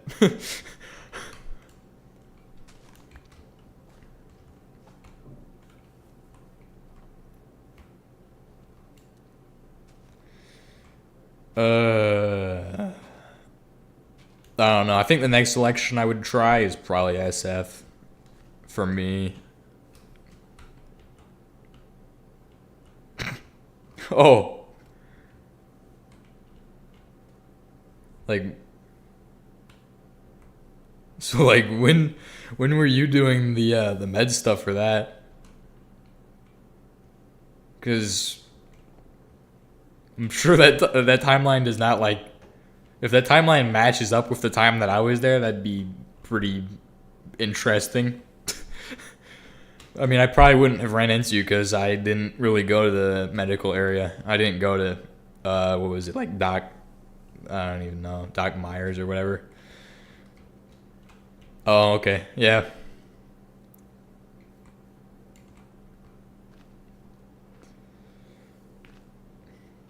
I mean, 12 years later, and I was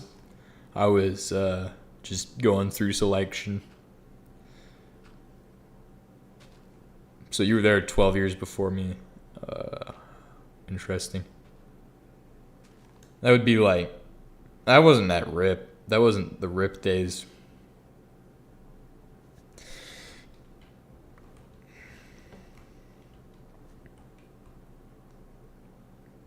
First Infantry out of Riley.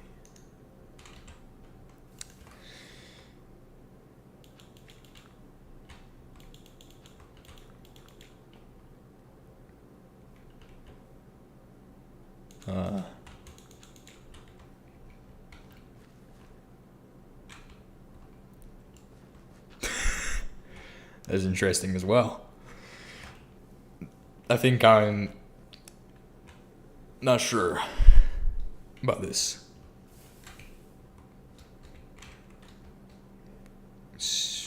What do I need to make? I need to make, I'm just going to focus on what I'm going to make instead of just talking too much about myself. Um, 18 wrought iron ingot. That's what I have. I've made this. What is the next step then? Because that means I've completed the steps that I remembered to do. The next step is probably to make alloying 201. Oh yeah, that's smart. I should do that.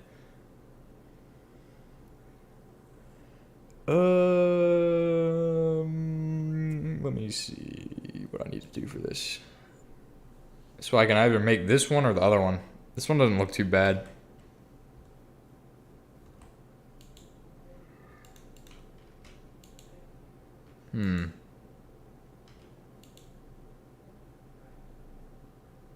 What do I need for that then? I actually need bronze. Do I have that? Yes, I do. Okay, so if I have that and I have this, basically, all I need to do is produce this.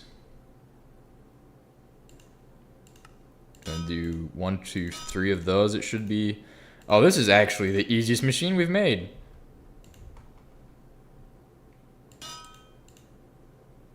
Oh, okay. Oh, wait.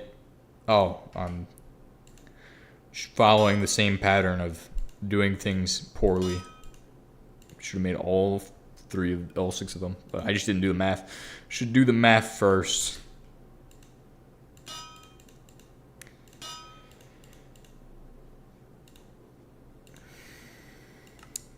It's important to think slower and do less quickly. Sometimes I feel like it's pretty important to do that.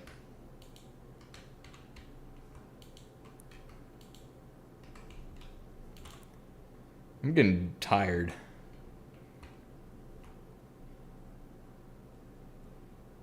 When you need, you're gonna need a lot more red alloy, etc. later. We'll just get an electric one. I'm just gonna make everything out of bronze since I don't have the steel anyway.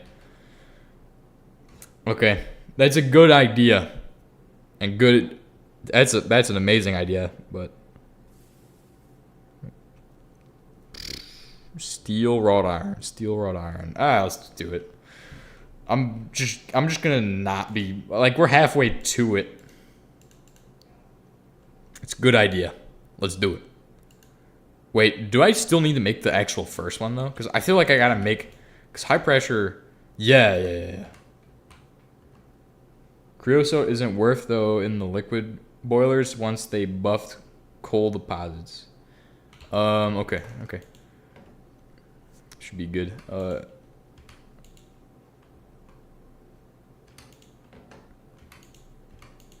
Where did I put the thing for this? Right here. Boom. Compressed clay ready to go. Put it right here. Let's see. We got coal in there. Okay, perfect. Why is this not working? Oh, because that needs special treatment. Okay. That means it needs to go into here. Then I need to do this.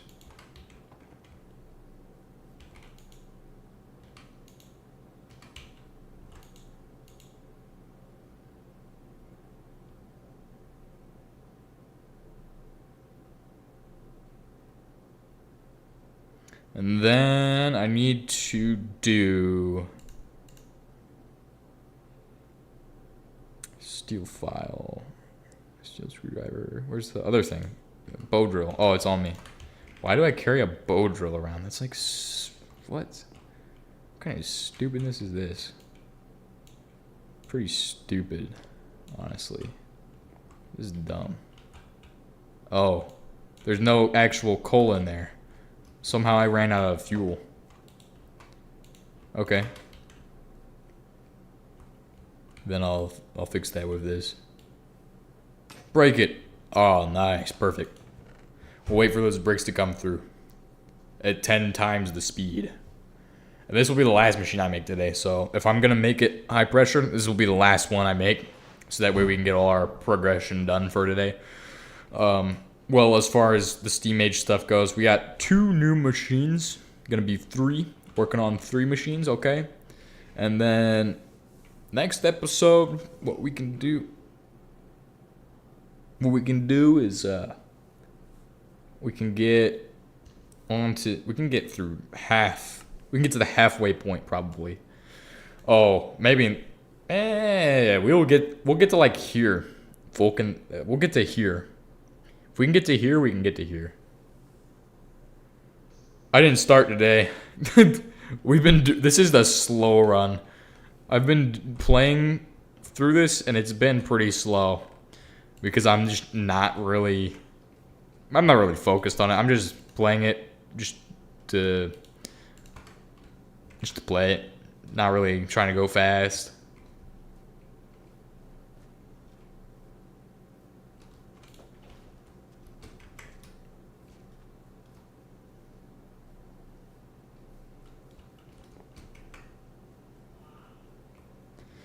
If I was trying to go fast, I would probably play something else. Because I don't want to... Okay, one more bucket of that should do.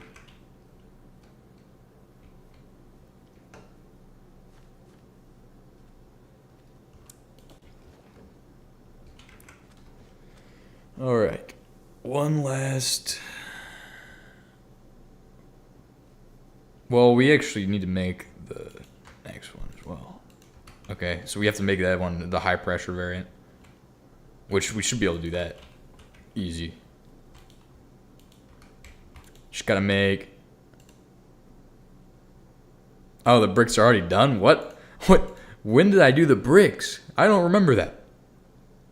I can't remember doing the bricks.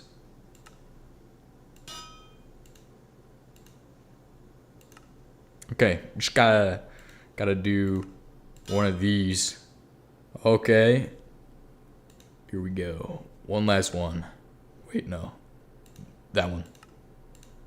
Then upgrade to high pressure. So the high pressure one, we're gonna... I like that it's an upgrade, actually, and not just some... Oh, tin alloy? How the heck do I make that? Permanent the smelter? Okay, that's nice, though. Tin and iron ingots, so I can do that really easy. 1, 2, 3, 4, and then 1, 2, 3, 4 of these tin ingots. Should do the trick. 1, 2, 3, 4. Boom! Let's go. Let's do it. Let's do it right now. Perfect. That's gonna be pretty easy to do, and we only need a 3 times pipe of these. So, another thing is that I can do those on the thing. So now, instead of being stupid, I will go over to here and proceed to have all of these hammered out. So that should take 9 of those instead of like 2 times as much. Awesome. And we're soon to be done. We're soon to be done. We just need 1 piece of steel for the top, and then that's pretty much good. We're actually, I could get this stuff, like if I just kept going with this stream, I'd be like, right through the steam age. Not gonna do that though, because I'm gonna have to do other things tonight that I don't want to do at all, and I still am going to do them anyway because it's important for me to do them. Namely, just sweeping and mopping, and then I can go to bed, and then wake up tomorrow, and then do it again. Sweep, mop, go to bed, wake up tomorrow, then do whatever dumb stuff is in the morning, and then take a shower, then do whatever else I have to do that day. Probably go to breakfast after the shower. That's what I do every single day. The shower is the most important part, though. Actually, no, shower is the most important part. That's the most important part. And why that is important? Because it just is. Because I don't want to smell bad. I don't want to smell bad. So, the strategy, the most optimal shower strategy, is to shower after doing PT. Whatever dumb stuff. That's what works for me.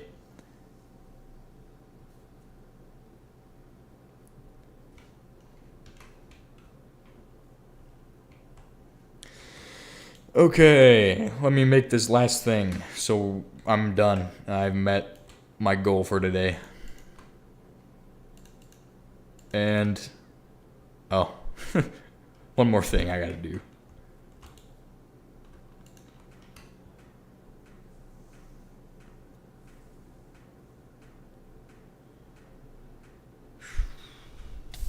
Ow.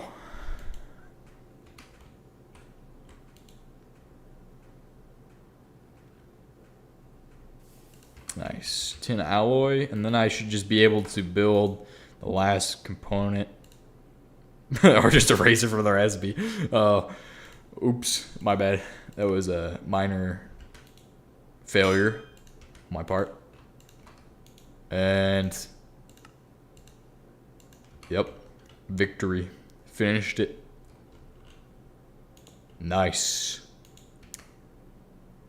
And this one, well, actually, this one is going to just need to go in line with the rest of them at some point. But hey, I can just leave it here. Okay, well, that's pretty much all I got for you all today. And gonna let you all go. It's kind of late for me, so see y'all next time. And goodbye.